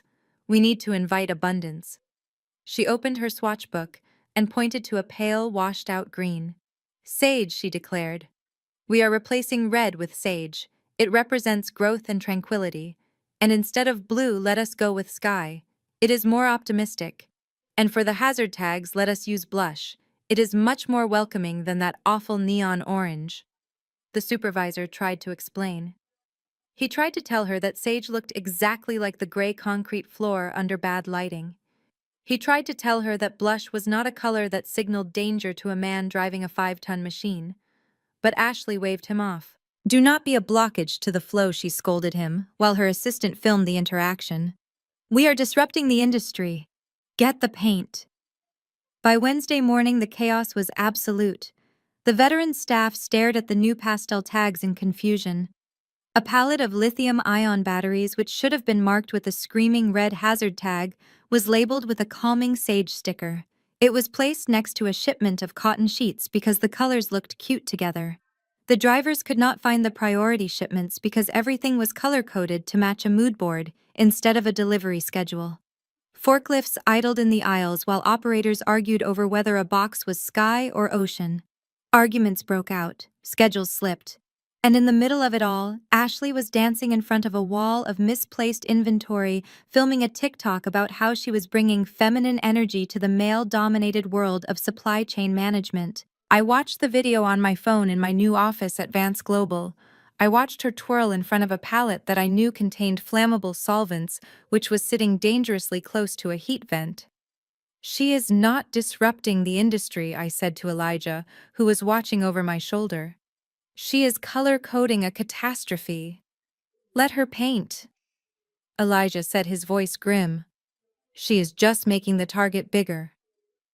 Marcus walked into my office, his face a mixture of horror and delight, holding up his tablet. "You need to see this, Ms. Viola," he said. "It is the Miami port feed. The shipment for the Taste of Summer Festival just hit the wall." I stood up and looked at the screen. It was a disaster in high definition. A 40-foot refrigerated container sat isolated in the customs inspection area, surrounded by agents in high-visibility vests. I knew exactly what was inside. $2 million worth of live Maine lobsters. It was a contract I had negotiated 3 years ago, a delicate dance of timing and temperature that required absolute precision. "What happened?" I asked, though. I already suspected the answer. Marcus shook his head. "Ashley, She personally took over the account because she wanted to design the packaging. She said the old crates looked too industrial, but she did not just change the boxes. She changed the classification codes. I leaned closer to the screen. The customs agents were arguing with a frantic-looking man in a King Logistics polo shirt. The broker told me everything. Marcus continued. When the container arrived, the FDA inspector asked for the shellfish safety certification and the prior notice for food imports. The paperwork was missing. All of it. I closed my eyes, rubbing my temples. Let me guess. She did not know she needed it. Worse, Marcus said. She told the customs officer that she did not file food permits because the lobsters were currently alive. She argued that they were not food yet. She filed them under live animal transport, like they were poodles or circus elephants. She thought she was being clever, avoiding the FDA tariffs. She told the federal agent that until they hit the boiling water, they were technically pets. I stared at him. She called $2 million of crustacean livestock pets. The customs agent did not find it cute. He impounded the entire load for misclassification and potential health violations. And because she used the wrong code, the container was not plugged into the priority power grid. The aeration pumps are running on battery backup. I looked at the time. Those batteries lasted 4 hours. They had been sitting there for 3. They are suffocating, I said, my voice quiet. In an hour, that container will not be a shipment of luxury food. It will be a biohazard. When lobsters die in a confined space, they release ammonia. It is a chain reaction. One dies, and it poisons the water for the rest. It is going to turn into a $2 million tomb of rotting meat. The phone on my desk rang. It was Jean-Luc, the pharmaceutical client I had poached the day before. He had heard the rumor. Viola, he said, his voice hushed. Is it true? Did the King girl really try to import seafood as companion animals? It is true, Jean-Luc, I said, watching the screen as the first customs agent recoiled from the container door, covering his nose. The smell was starting to leak out. Desmond is going to lose his bond license over this, Jean-Luc whispered. That is negligence. It is not just negligence, I said, watching the disaster unfold. It is arrogance. She thought the rules were just suggestions. She thought she could vibe check the federal government. On the screen, a hazmat team was arriving. The lobsters were dead. The contract was dead. And the stench of failure was about to drift all the way back to Atlanta. Ashley had wanted to make a splash in the industry. Well, she had certainly done that. She had just created the most expensive compost heap in the history of the Port of Miami. I watched the screen of my tablet as the notification popped up. Ashley King is live. The title of the stream was heartbroken. The universe is testing me. She was standing in the parking lot of the Miami port. The wind was whipping her hair across her face, and her mascara was running in perfect cinematic streaks. She had applied a filter that made her tears glitter like diamonds. Hey guys, she sobbed into the camera, holding the phone with a shaky hand. I am literally shaking right now. You would not believe the hate I am receiving. The energy at this port is so toxic. It is honestly unsafe for empaths. She pointed the camera toward the customs building where serious men in uniforms were currently filing paperwork to fine King Logistics into oblivion. Those officers, she whispered loud enough for the microphone to pick up. They are targeting me. They saw a young woman trying to disrupt a stale industry and they decided to shut me down. It is discrimination. They do not like my vibe. They do not like that I am bringing feminine energy to their boys' club. They literally called my lobsters a biohazard. Can you believe that? It is seafood. It is natural. It is from the earth. I scrolled through the comments. Usually her feed was an echo chamber of praise and heart emojis, but today the tide had turned. The internet does not forgive incompetence, especially when it smells like rotting shellfish. One comment read, "Did you just kill $2 million of food because you forgot the paperwork?" Another said, "This is not discrimination, honey, this is the FDA." Another simply posted a graph of King Logistics' stock price with a downward arrow. Ashley wiped her nose on her sleeve, forgetting her glamorous persona for a second. And honestly, I think this is because Mercury is in retrograde, she continued, sniffing. The communication lines are blocked. The universe is telling me that I need to slow down and focus on self-care. So I am going to take a mental health week, you guys. I cannot deal with this negativity. Marcus stood beside me watching the train wreck unfold. He held up his phone showing the real-time stock ticker for King Logistics. It was a red line falling off a cliff. It had dropped 12% in 10 minutes. She is blaming the planets, Marcus said, his voice full of wonder. She just cost the company $5 million in fines and lost product, and she is blaming a planet. She is not just blaming the planets, I said, watching, as Ashley ended the stream with a peace sign and a promise to link her outfit details later. She is blaming everyone but herself. And the market is watching. Desmond wanted visibility. He wanted to go viral. Well, he got his wish. The whole world is watching his chosen successor have a meltdown over dead crustaceans. Elijah walked in looking at the screen where the replay was already looping. The news channels were picking it up. Lobstergate was trending. You know, Elijah said, loosening his tie. I almost feel bad for Desmond. Almost. He spent 40 years building a reputation for reliability, and his daughter-in-law just flushed it down the toilet in a 3-minute video. I turned off the tablet, the image of Ashley's glittering tears fading to black. Do not feel bad, I said. He chose the packaging over the product. Now he has to pay for the spoil. The command center was in meltdown mode. The red warning lights on the server banks were flashing in a rhythmic strobe that induced nothing but panic. Phones were ringing off the hook, a cacophony of angry clients and terrified vendors, demanding answers no one in that room had. In the middle of the storm, Jamal sat at my old desk, his face slick with sweat. He looked like a pilot trying to fly a plane after the engines had already fallen off. Desmond was pacing behind him, barking orders that made no sense. Override the system, Jamal. Get the manifests. Call the governor. Fix this. I am trying. Dad. Jamal shouted back, his voice cracking under the pressure. I am trying to access the back end. I need to redirect the other shipments before the FDA flags the entire fleet.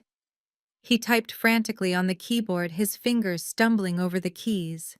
He entered the admin password, the one we had used for 5 years. King Empire 1. Access denied.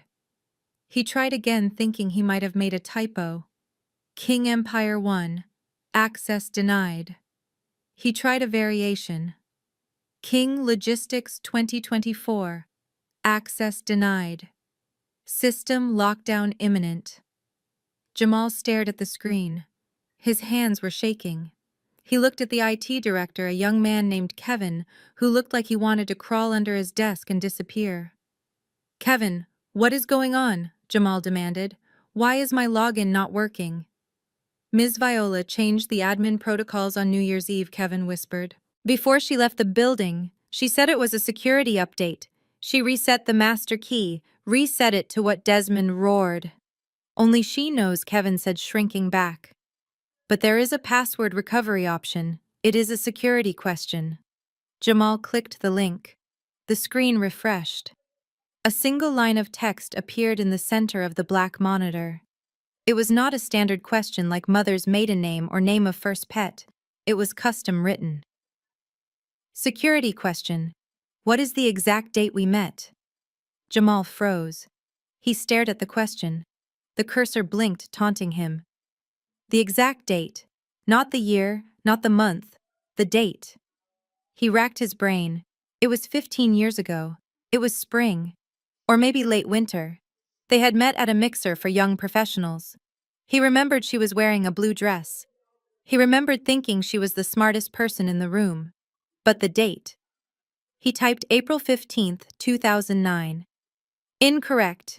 He tried again. May 20th, 2009. Incorrect. One attempt remaining before total system wipe. He pulled his hands away from the keyboard as if it were red hot. A total wipe. If he guessed wrong again, the system would erase the encryption keys. The data would be lost forever. The client lists, the shipping routes, the billing records. Everything. He looked at Desmond. Dad, I do not know it. What do you mean you do not know it? Desmond shouted, his face turning purple. It is your wife. How do you not know when you met your wife? I do not know. Jamal screamed back, the panic finally breaking through his facade. I do not remember. It was a long time ago. I never thought I would need to know it to save the company. He slumped back in the chair, defeated by a simple question about his own life. He realized then that Viola had not just locked the system, she had booby-trapped it with his own indifference. She knew he would not remember. She knew he had spent the last decade taking her for granted, forgetting the milestones, letting the anniversaries slide by with generic gifts bought by his secretary. She had turned his lack of love into a weapon, and now it was pointed right at the heart of the family business. Call her, Desmond hissed. Call her and get the answer. Beg if you have to. Just get us back online. Jamal picked up his phone, his thumb hovering over my name. He looked sick. He knew that making that call was not just admitting defeat. It was admitting that he had failed the only test that really mattered. My phone vibrated against the mahogany desk in my new office at Vance Global. The screen lit up with a photo I had taken years ago, a picture of Jamal smiling on a beach in Jamaica. Now that smile looked like a lie. I watched it ring for a moment, contemplating letting it go to voicemail. But I wanted to hear it. I wanted to hear the panic. I picked up the phone. Hello, Jamal? I said, my voice cool and detached. Viola, baby. Thank God you answered. His voice was a high-pitched whine, a frequency of desperation I had never heard before. Listen, you need to help me. Dad is going crazy over here. He is throwing chairs, Viola. Literally throwing chairs at the wall.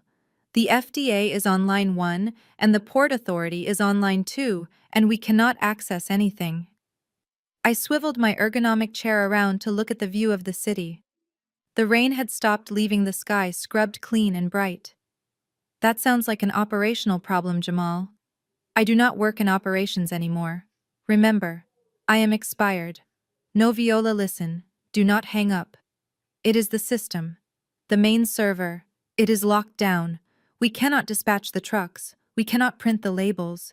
We have perishable goods sitting on the dock, and the system is asking for a security answer. He paused, taking a jagged breath. It is asking for the date we met. I tried our anniversary. I tried the date of our engagement. I tried your birthday. It is locking me out, Viola. It says one more wrong attempt, and it wipes the encryption keys. You have to tell me. What is the answer? I closed my eyes, savoring the silence on the line. He did not know. He honestly did not know. The man I had dedicated 15 years of my life to could not remember the single most important day of our history together. Look, just tell me the password and come home. Jamal rushed on, not waiting for an answer. We can fix this. I talked to Dad. He is willing to take you back. I raised an eyebrow even though he could not see me. Is he? Yes. Not as COO. Obviously, Ashley still has the title and the office. We cannot embarrass her publicly, but you can come back as a consultant. You can help her. She needs a mentor, Viola. You can be her assistant until she gets the hang of things. He lowered his voice as if he were offering me a precious gift. And I will make her apologize. I promise. She will do a whole Instagram story about it. She will tag you and everything. She will say she respects her elders and that she is learning so much from you. Is that not what you want? An apology. Just come back and fix the computers, baby. Please, before Dad has a stroke. The audacity took my breath away. He was offering me a demotion and a social media shout-out as compensation for destroying my life. He thought my dignity could be bought with an Instagram tag.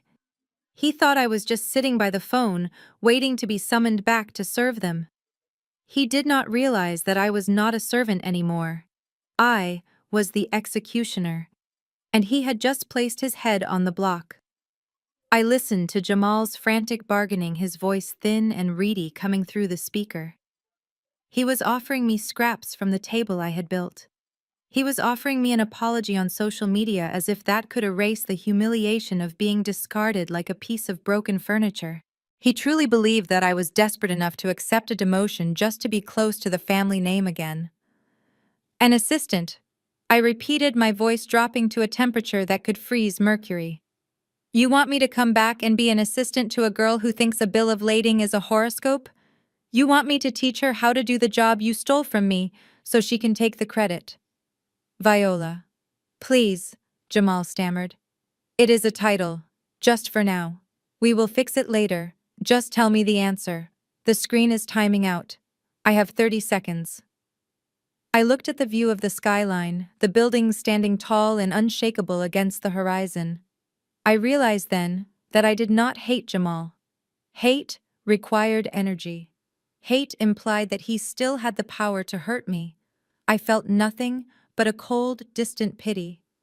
He was a man who had never had to work for anything, and now when the bill was due, he had empty pockets. The security question is not a trick, Jamal, I said, speaking slowly and clearly so he would not miss a word.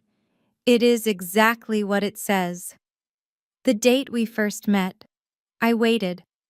I could hear him breathing hard, could hear the sound of his fingers hovering over the keyboard. I know that, Jamal cried out. It was 2009. It was the spring. I typed that.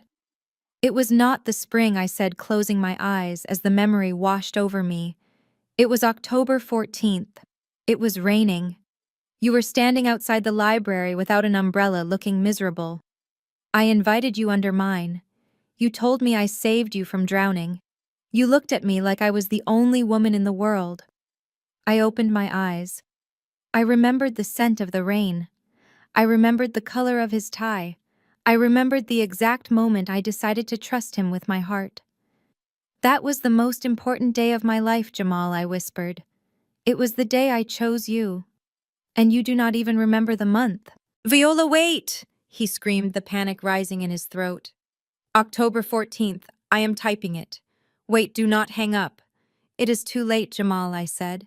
You had 3 chances. You had 15 years to memorize that date. You had 15 years to show me that I mattered. You failed the test a long time ago. But the company, he pleaded. The legacy. The legacy is gone, I said, my voice hard as stone. You do not remember the answer, do you? Goodbye, Jamal. I tapped the red icon on my screen, ending the call. The silence that filled the office was heavy and absolute. On the other side of the city, in the chaos of the command center, Jamal stared at his phone, his face draining of blood.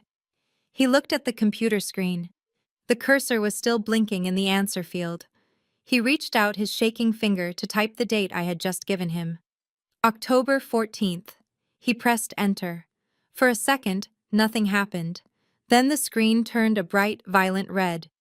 A message appeared in bold black letters. Timeout exceeded. Security protocol activated. System wipe initiated. No, Jamal whispered, watching in horror. A progress bar appeared on the screen, moving terrifyingly fast. Files began to vanish. The client database, deleted. The shipping manifests, deleted. The financial records for the last decade, deleted. Desmond King came rushing over, his face purple with rage. Did she give it to you? Did you fix it? Jamal could not speak. He could only point at the screen as the progress bar hit 100%. The screen went black. Then a single word appeared in the center of the monitor in green text. Expired. The hum of the servers died down. The lights on the modem banks went dark. The hum of the air conditioning seemed to get louder in the sudden dead silence of the room.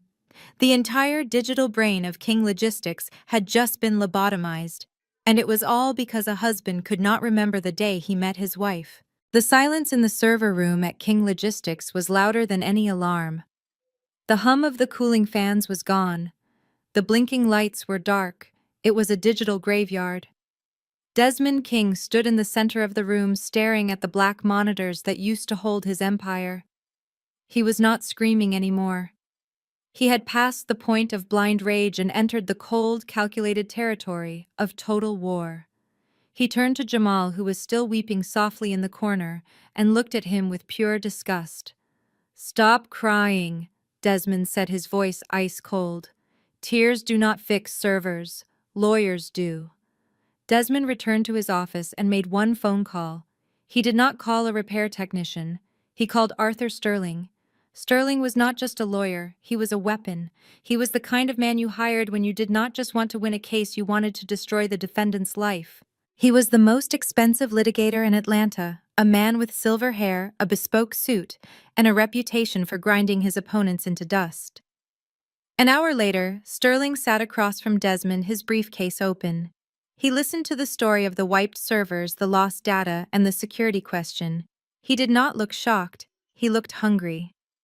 "She was an employee," Sterling said, his voice smooth and dangerous. "She destroyed corporate property. She violated the Computer Fraud and Abuse Act. She breached her fiduciary duty.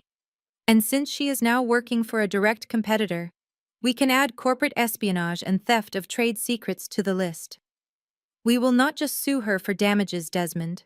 We will seek criminal charges. We will freeze her assets again. We will bury her under so much paperwork and legal fees that she will not be able to breathe." Desmond nodded, a cruel smile touching his lips. "I do not just want her bankrupt, Sterling. I want her broken.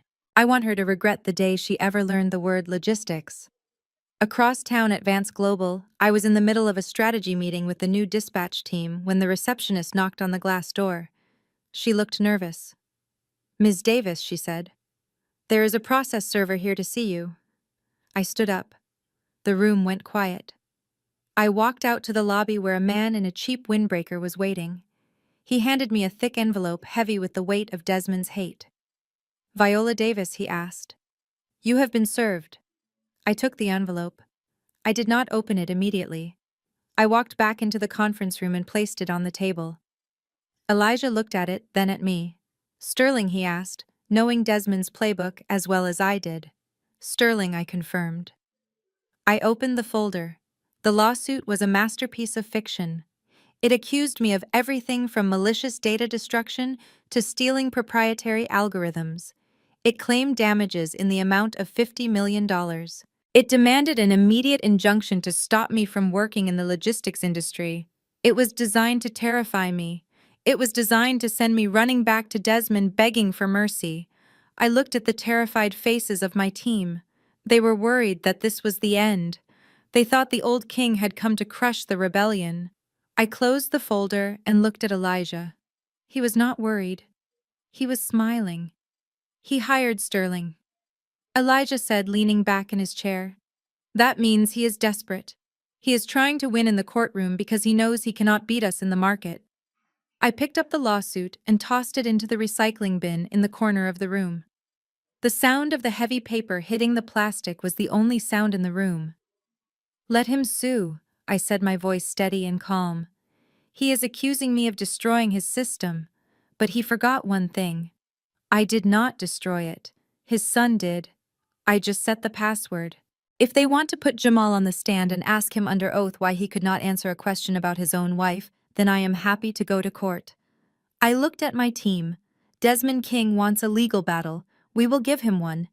But while he is paying Arthur Sterling $1,000 an hour to file paperwork, we are going to be out there taking his customers. He is fighting for his pride. We are fighting for his business. Back to work, everyone. We have trucks to move. The courtroom air was stale and cold, smelling of floor polish and old mahogany. It was a theater designed to make you feel small, to make you feel like your fate was already sealed before you even opened your mouth. I sat at the defense table, my hands folded calmly in my lap. Next to me sat Rebecca, the attorney Elijah had hired for me.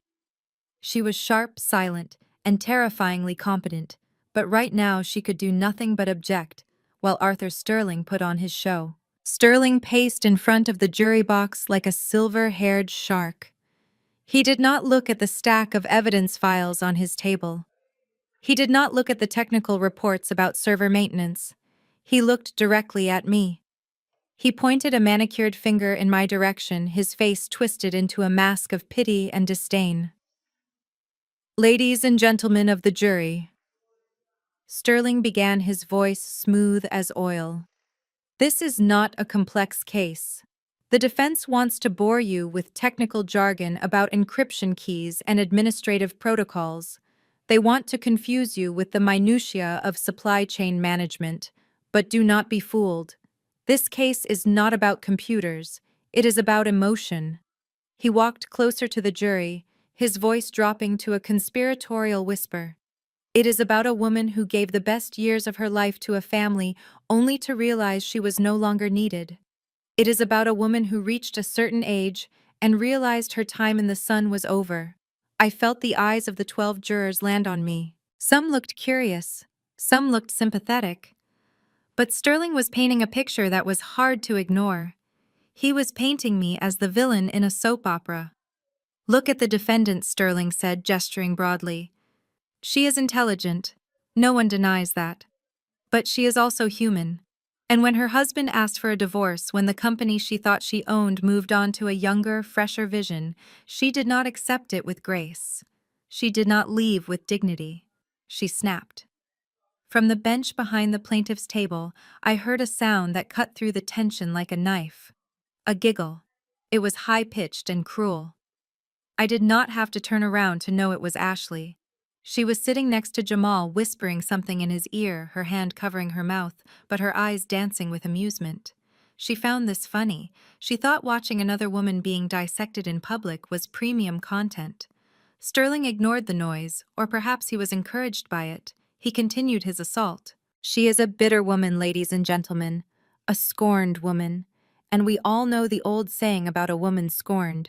She decided that if she could not have the company, no one could. She changed those passwords not to secure data, but to punish her husband.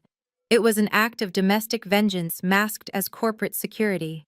He walked back to his table and leaned on it, looking at Desmond King, who sat with his arms crossed, looking like a benevolent patriarch who had been wronged by an ungrateful child.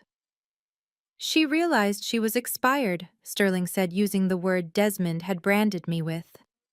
And instead of stepping aside for the next generation, she decided to burn the house down. She is not a victim here. She is a saboteur. She is a vindictive ex-wife who used her access to exact a personal toll of $50 million. I sat perfectly still. I did not flinch. I did not frown. I let the words wash over me like dirty water. Bitter. Scorned. Expired. They were trying to reduce my entire career, my strategic brilliance and my 13 years of sacrifice down to a stereotype. They wanted the jury to see a sad, lonely woman acting out of jealousy. I looked at Ashley, who was now checking her reflection in her phone screen, bored with the legal arguments. I looked at Jamal, who was staring at the floor, unable to meet my eyes. Let them tell their story, I thought. Let them rely on stereotypes and insults. Because when it was my turn to speak, I was not going to talk about feelings. I was going to talk about facts. And the fact was that they were not losing money because I was bitter. They were losing money because they were incompetent. Sterling could call me whatever he wanted, but he could not explain why their trucks were empty and mine were full. Rebecca stood up slowly, smoothing the front of her charcoal suit. She did not pace like Sterling. She did not shout. She moved with the quiet, lethal precision of a surgeon about to make the final cut. She walked toward the jury box, holding a single thin file in her hand. The silence in the room shifted. It was no longer the silence of judgment. It was the silence of anticipation. Mr. Sterling has told you a very moving story. Rebecca began, her voice clear and grounded. He spoke of duty. He spoke of loyalty. He spoke of the sacred bond between an employer and an employee. He claims that Ms. Davis violated that bond. He claims she breached her employment contract and her fiduciary duties on the night of December 31st. She paused, letting the date hang in the air. But there is a flaw in Mr. Sterling's story. A fatal flaw. You cannot breach a contract that does not exist. Desmond King frowned, leaning forward in his seat. I saw him whisper something to Sterling, who suddenly looked very uncomfortable. Rebecca turned to the judge. Your Honor, I would like to submit Defense Exhibit B into evidence. This is a copy of Viola Davis' Standard Executive Employment Agreement. She walked over to the plaintiff's table and placed a copy in front of Desmond. Then she turned back to the jury. Can anyone tell me the date listed in Clause 4, Section A, the section regarding the term of employment? She waited a beat, then answered her own question. It states that the employment term shall be for a period of 2 years commencing on July 1st, 2023 and ending on June 30th, 2025. Unless renewed in writing by the Director of Human Resources. Rebecca turned her gaze directly to Jamal, who was sitting next to his father, trying to make himself as small as possible. The Director of Human Resources is Mr. Jamal King. Is that correct? Jamal swallowed hard, his Adam's apple bobbing nervously. Rebecca continued relentless. We have subpoenaed the HR records of King Logistics. We looked for a renewal letter. We looked for an extension. We looked for a new contract signed by Ms. Davis after June 30th. Do you know what we found? She held up her empty hand. Nothing. Absolutely nothing. A murmur rippled through the courtroom. The jurors were leaning forward now. On July 1st, Ms. Davis' contract expired. Rebecca said, her voice ringing with triumph. For the last 6 months, she has not been an employee of King Logistics. She has essentially been a volunteer. She was working without a contract, without a non-compete clause, and without any legal obligation to the company. She was a free agent. She turned to face Desmond King, who had turned a shade of pale gray that matched the courtroom walls. When Ms. Davis changed the passwords on New Year's Eve, she was not an employee sabotaging a company. She was a private citizen securing her own intellectual property, which she created while she was technically unemployed. The plaintiff claims she was fired, but the truth is she could not be fired, because according to your own paperwork, she did not work there anymore. I watched Desmond turn slowly toward Jamal. The look in his eyes was terrifying. It was the look of a man realizing that his son's incompetence had not just cost him a server, but the entire war. Jamal had been so busy enjoying the lifestyle of an executive that he had forgotten to do the one thing his job required. He had forgotten to sign the paperwork to keep the golden goose in the cage. Rebecca closed the file with a soft snap. Mr. Sterling called my client expired, she said, looking at the lawyer who was now frantically shuffling through his papers. It seems he was right. Her contract was indeed expired. And because of that, she is free. I looked at the jury. They were no longer looking at me with pity. They were looking at Jamal with disbelief. The narrative had flipped in the span of 2 minutes. I was not the bitter ex-wife. I was the competent professional who had been working for free because her husband was too lazy to file a renewal form. And now I was walking out the door, and there was not a single legal chain they could use to stop me. The courtroom was silent, but the air was thick with the static of impending doom. Rebecca did not sit down after revealing the expired contract. She remained standing, her hand resting on a stack of documents that was nearly a foot high. She looked at the judge and then she looked at Desmond King. It was a look of absolute professional pity. Your Honor? Rebecca said, her voice calm and steady. The plaintiff has accused my client of damaging the company. They claim her actions on New Year's Eve caused financial harm. But we would like to submit evidence that the damage to King Logistics began long before Ms. Davis changed a password. In fact, we have evidence that the current management is not just incompetent, but actively engaging in criminal activity. Desmond King stood up, his face turning a dangerous shade of purple. Objection. This is a character assassination. Overruled, the judge said, his gavel coming down with a sharp crack. Sit down, Mr. King. Let her speak. Rebecca picked up a document with a government seal. Defense Exhibit C. This is a customs declaration form filed 3 days ago at the Port of Miami. It concerns a shipment of live seafood. The form is signed by Ashley King.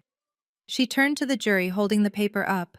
On this federal document, Ms. King declared 2 tons of live lobster as companion animals to avoid FDA inspection fees. She certified under penalty of perjury that these animals were not for human consumption. A gasp went through the room. I looked at Ashley. She was not looking at the jury. She was texting, probably updating her followers on her courtroom outfit. She had no idea that she had just committed a felony on public record. Rebecca continued, relentless. Falsifying federal customs documents is a crime punishable by up to 5 years in prison. But that is just the beginning. She picked up another stack of papers. Defense Exhibit D. These are internal memos and text messages sent by Ashley King to the Human Resources Department. She began to read. January 4th. Fire Marcus immediately. He is too old and his energy is stale. We need fresh faces. January 5th. Get rid of Sarah. She is a grandmother. She should be at home knitting, not clearing cargo. Rebecca looked at the jury, her eyes hard. This is textbook age discrimination. It is a violation of the Age Discrimination in Employment Act. Every single person Ms. King fired in the last 2 weeks has grounds to sue King Logistics. And since Mr. Jamal King, the director of HR, approved these terminations, he is personally liable as well. Desmond slumped in his chair. He looked at his son, who was staring at the table, terrified. He looked at Ashley, who was checking her makeup in her compact mirror, completely oblivious to the fact that she had just dismantled the family empire.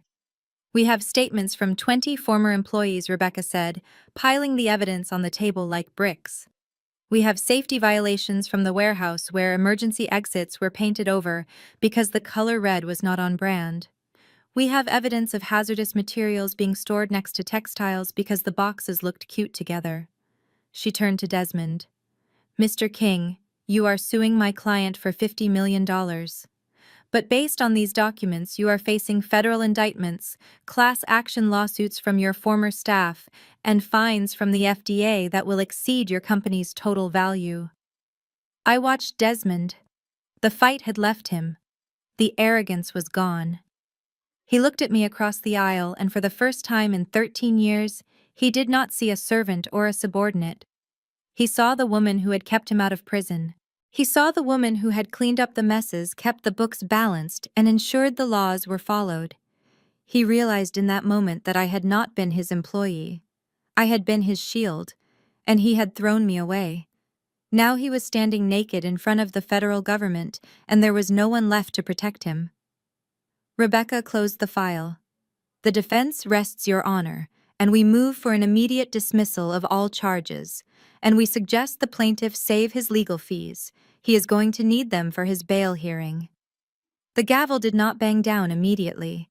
The judge sat in silence for a long moment, looking over the rim of his glasses at the mountain of evidence Rebecca had piled on the bench. He flipped through the customs forms signed by Ashley, he looked at the expired employment contract, and he shook his head slowly.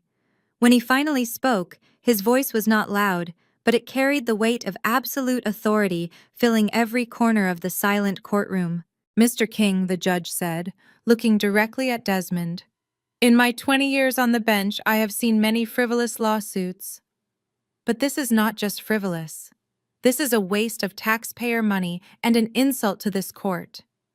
You came here claiming damages from a former employee when the evidence clearly shows that the only damage inflicted on your company was caused by your own negligence and the criminal incompetence of your family members.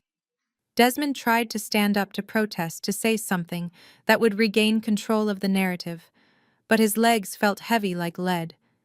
He gripped the edge of the table, his knuckles turning white. "Sit down, Mr. King." The judge ordered, his voice sharp. "I am dismissing this case with prejudice. That means you cannot file it again, but I am not done. Based on the evidence presented by the defense regarding falsified federal documents and discriminatory hiring practices, I am ordering the court stenographer to forward a certified copy of these transcripts to the United States District Attorney's Office." The words hit Desmond like a physical blow. The district attorney. That meant criminal investigations. That meant prison time. I am also recommending that the Department of Labor open an immediate audit of King Logistics, the judge continued. You wanted the law to get involved, Mr. King. Well, you have your wish. Case dismissed. The gavel came down with a sound like a gunshot. Desmond felt a sudden sharp pressure in the center of his chest.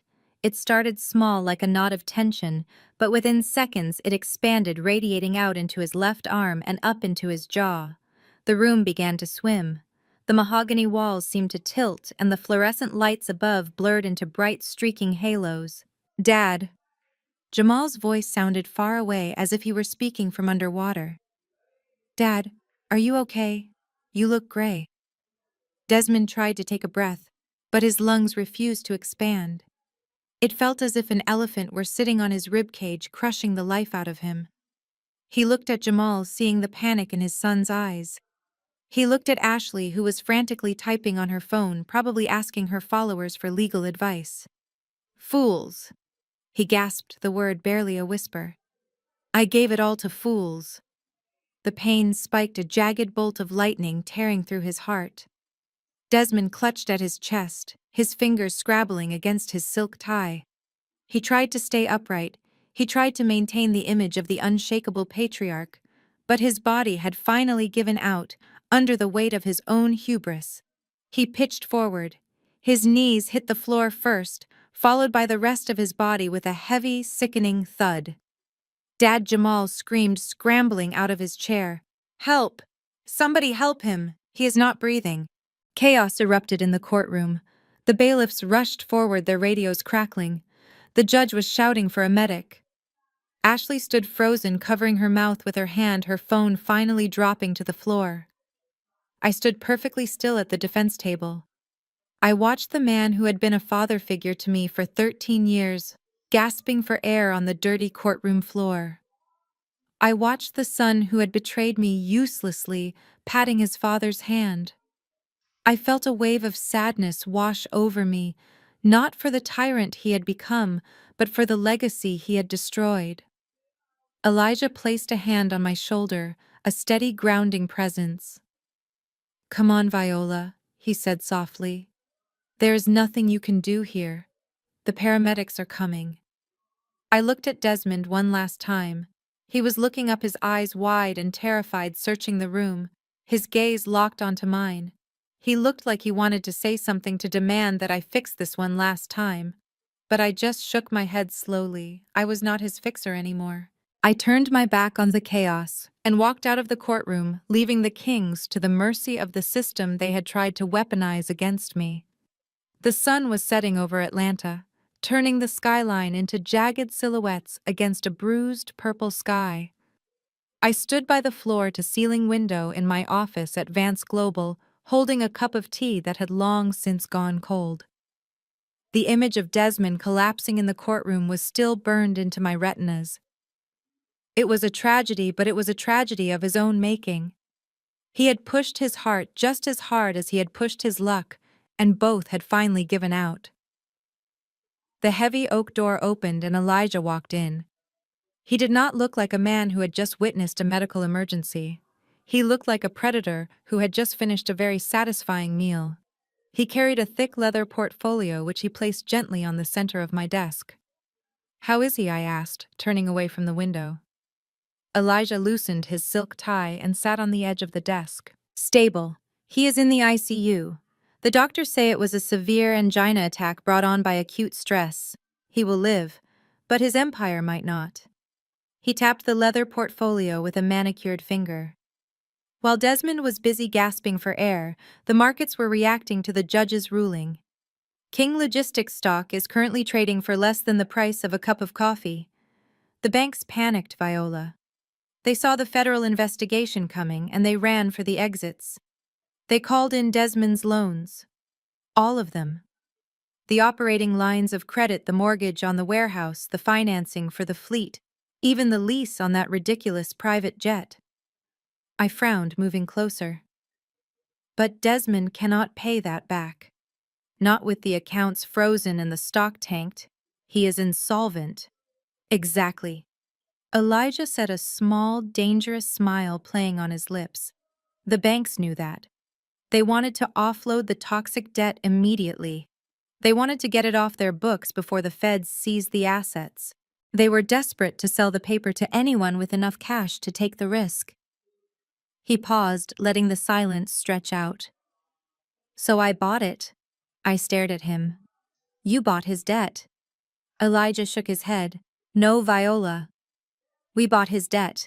Vance Global is now the primary note holder for King Logistics. I used our partnership capital. I looked down at the portfolio. My hands trembled slightly as I flipped it open. Inside were stacks of promissory notes, liens, and mortgage deeds. Millions of dollars of obligation, all transferred to a holding company controlled by me. I realized with a jolt that I was looking at the deed to my old life. I technically owned the chair Desmond sat in. I owned the warehouse where Ashley was currently filming her panic. I owned the roof over Jamal's head. You are his creditor, Elijah said, his voice low and serious. He does not answer to the bank anymore, Viola. He answers to you.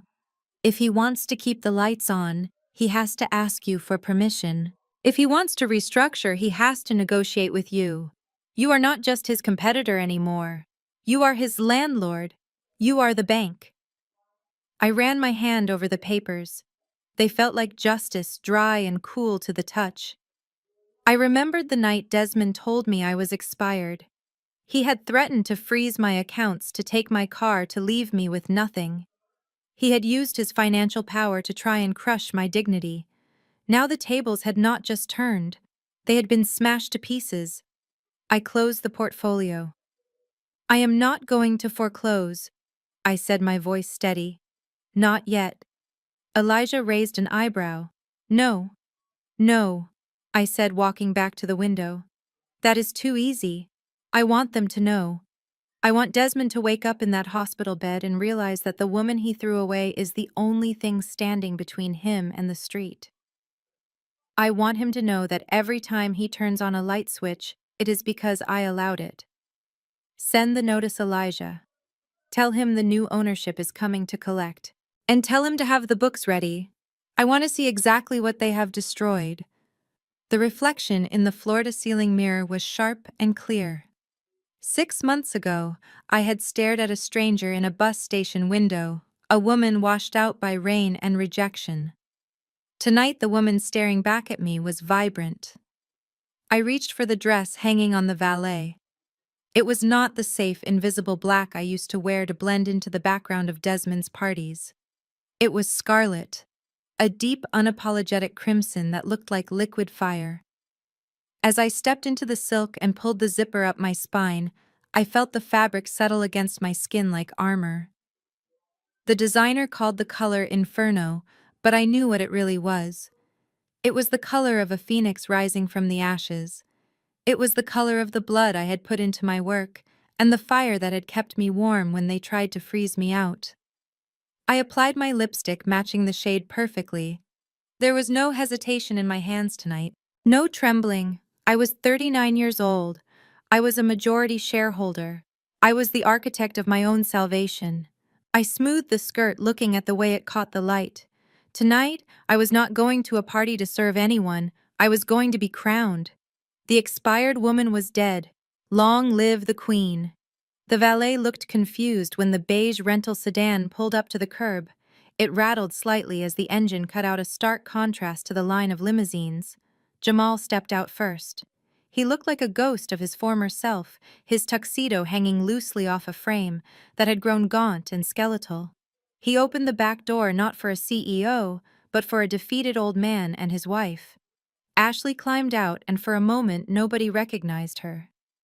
The influencer who lived for the camera was gone. Her face was bare and pale, stripped of filters and contouring.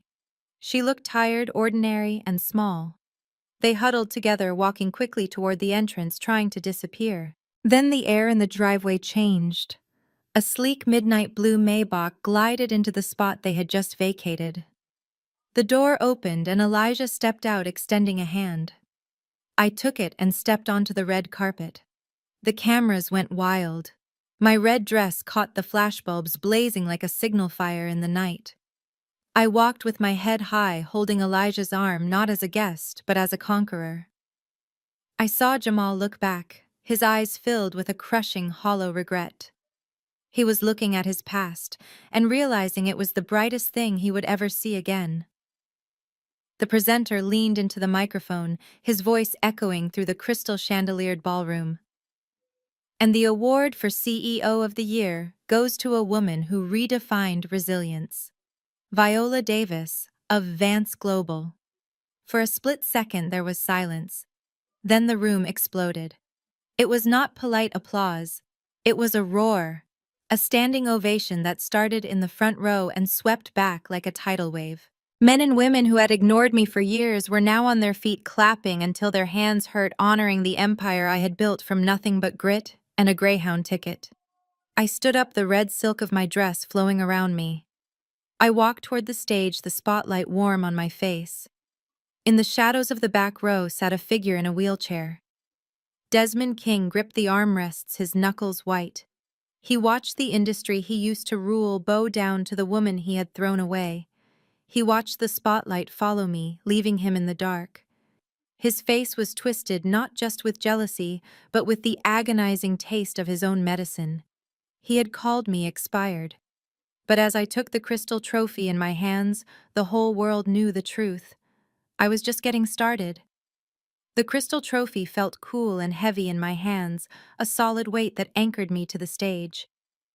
I looked out at the sea of faces, the applause finally dying down to a respectful silence. I did not look at the teleprompter. I did not need prepared remarks for this. I looked past the bright lights, past the cheering front row, and locked my eyes on the shadows in the back. I found him, Desmond King, sitting in his wheelchair, looking small and bitter. "I have one final person to thank," I said, my voice steady and amplified through the hall. "I want to thank the man who told me I was too old. I want to thank the man who said I was expired. Thank you. Because of you, I was forced to step out into the world and ask a simple question. What is my worth? You thought my 13 years of experience was a liability. But I discovered that on the open market, that experience is worth exactly $50 million. You gave me the greatest gift of all, Desmond. You set me free to bankrupt you. This award is for the expired women. We are just getting started." The heels of my red shoes clicked on the marble floor of the lobby, a rhythm of victory. I was halfway to the waiting car when I heard him. "Viola, wait." Jamal came running, stumbling in his ill-fitting tuxedo. He did not look like the man I married. He looked like a frightened child. He threw himself in front of me, actually dropping to his knees on the cold stone in front of the gathered press and guests. "Viola, please," he sobbed, grabbing at the air near the hem of my dress. "I was wrong. I was so wrong. I love you. We can fix this. Please let me come home. I cannot live in that rental anymore." I looked down at him. I felt nothing. No anger, no pity. Just a vast, empty distance. I reached into my clutch and pulled out a thick cream envelope. I did not offer him a hand up. I just held out the paper. "This is not an invitation, Jamal," I said, my voice soft and final. "These are divorce papers, and underneath them is an eviction notice. You have 48 hours to vacate the house." He looked up, blinking through his tears, confusion warring with his grief. "But the house, that is our home. Where will I go?" I shook my head. "No, Jamal. That is my home. I bought the deed 3 years before I met you. You never paid a dime on the mortgage. You were just a guest who overstayed his welcome, and your reservation is canceled." I stepped around him, leaving him kneeling in the empty hall, holding the paperwork of his own destruction, while I walked out into the night that belonged entirely to me. The heavy glass doors of the hotel swung shut behind me, cutting off the sound of Jamal's weeping. I walked toward the waiting car where Elijah stood like a sentinel in the moonlight. He did not say a word. He simply opened the rear door, his eyes full of a quiet pride that meant more than any applause. I slid into the soft leather seat, the red silk of my dress settling around me like the petals of a closing flower. From the driver's seat, Maya turned around. Her tough, guarded expression was gone, replaced by a grin that lit up the dark interior of the car. She looked at me with a mixture of awe and genuine affection. You were legendary, Auntie V, she said, her voice warm. You did not just drop the mic, you dropped the whole building on them. I have never seen anything like it. I smiled, feeling the tension of the last 6 months finally drain out of my shoulders. It was necessary, Maya. Sometimes you have to burn the dead wood so the forest can grow again. Through the tinted window, I watched the pathetic tableau unfolding on the sidewalk. It looked like a scene from a tragedy. Desmond sat in his wheelchair, a king without a kingdom, staring blankly into the void.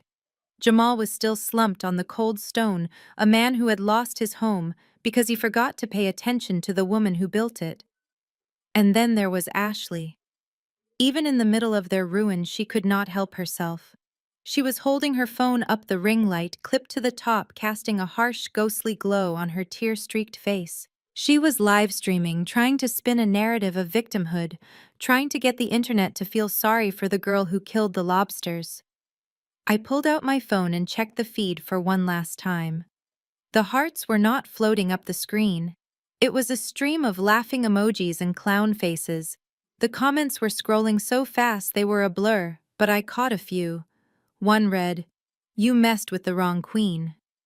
Another said, "Team Viola forever." The world had finally seen through the filter. She was looking for pity, but she was only finding ridicule. Elijah took my hand, his grip warm and solid, anchoring me to the moment.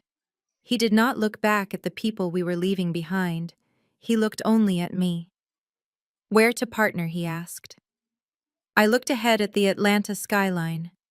The city lights were glittering like diamonds, a vast ocean of opportunity waiting for us. I did not see rain anymore. I saw only brilliance. "Home," I said softly, squeezing his hand. "The real one." Maya nodded and shifted the car into gear. The engine purred a deep, powerful sound, and we glided away into the darkness, leaving the wreckage of the King Empire fading in our rearview mirror. They were the past, small and shrinking with every second. We were the future, and the road ahead was wide open. The most profound lesson from Viola's story is that true value lies in competence, experience, and resilience, not in superficial image. When Desmond dismissed Viola as expired, he failed to realize that wisdom and skill are assets that never depreciate. The story teaches us that we must never internalize the disrespect of others. Your worth is not determined by a job title or someone else's opinion. When you know your value, rejection is simply redirection. Do not fear starting over from zero, because if you built it once, you have the power to build it again even better. If you are ready to turn your pain into power and prove that your potential has no expiration date, hit that like button and share this story. Subscribe now and let's build our legacies together, because the best revenge is massive success.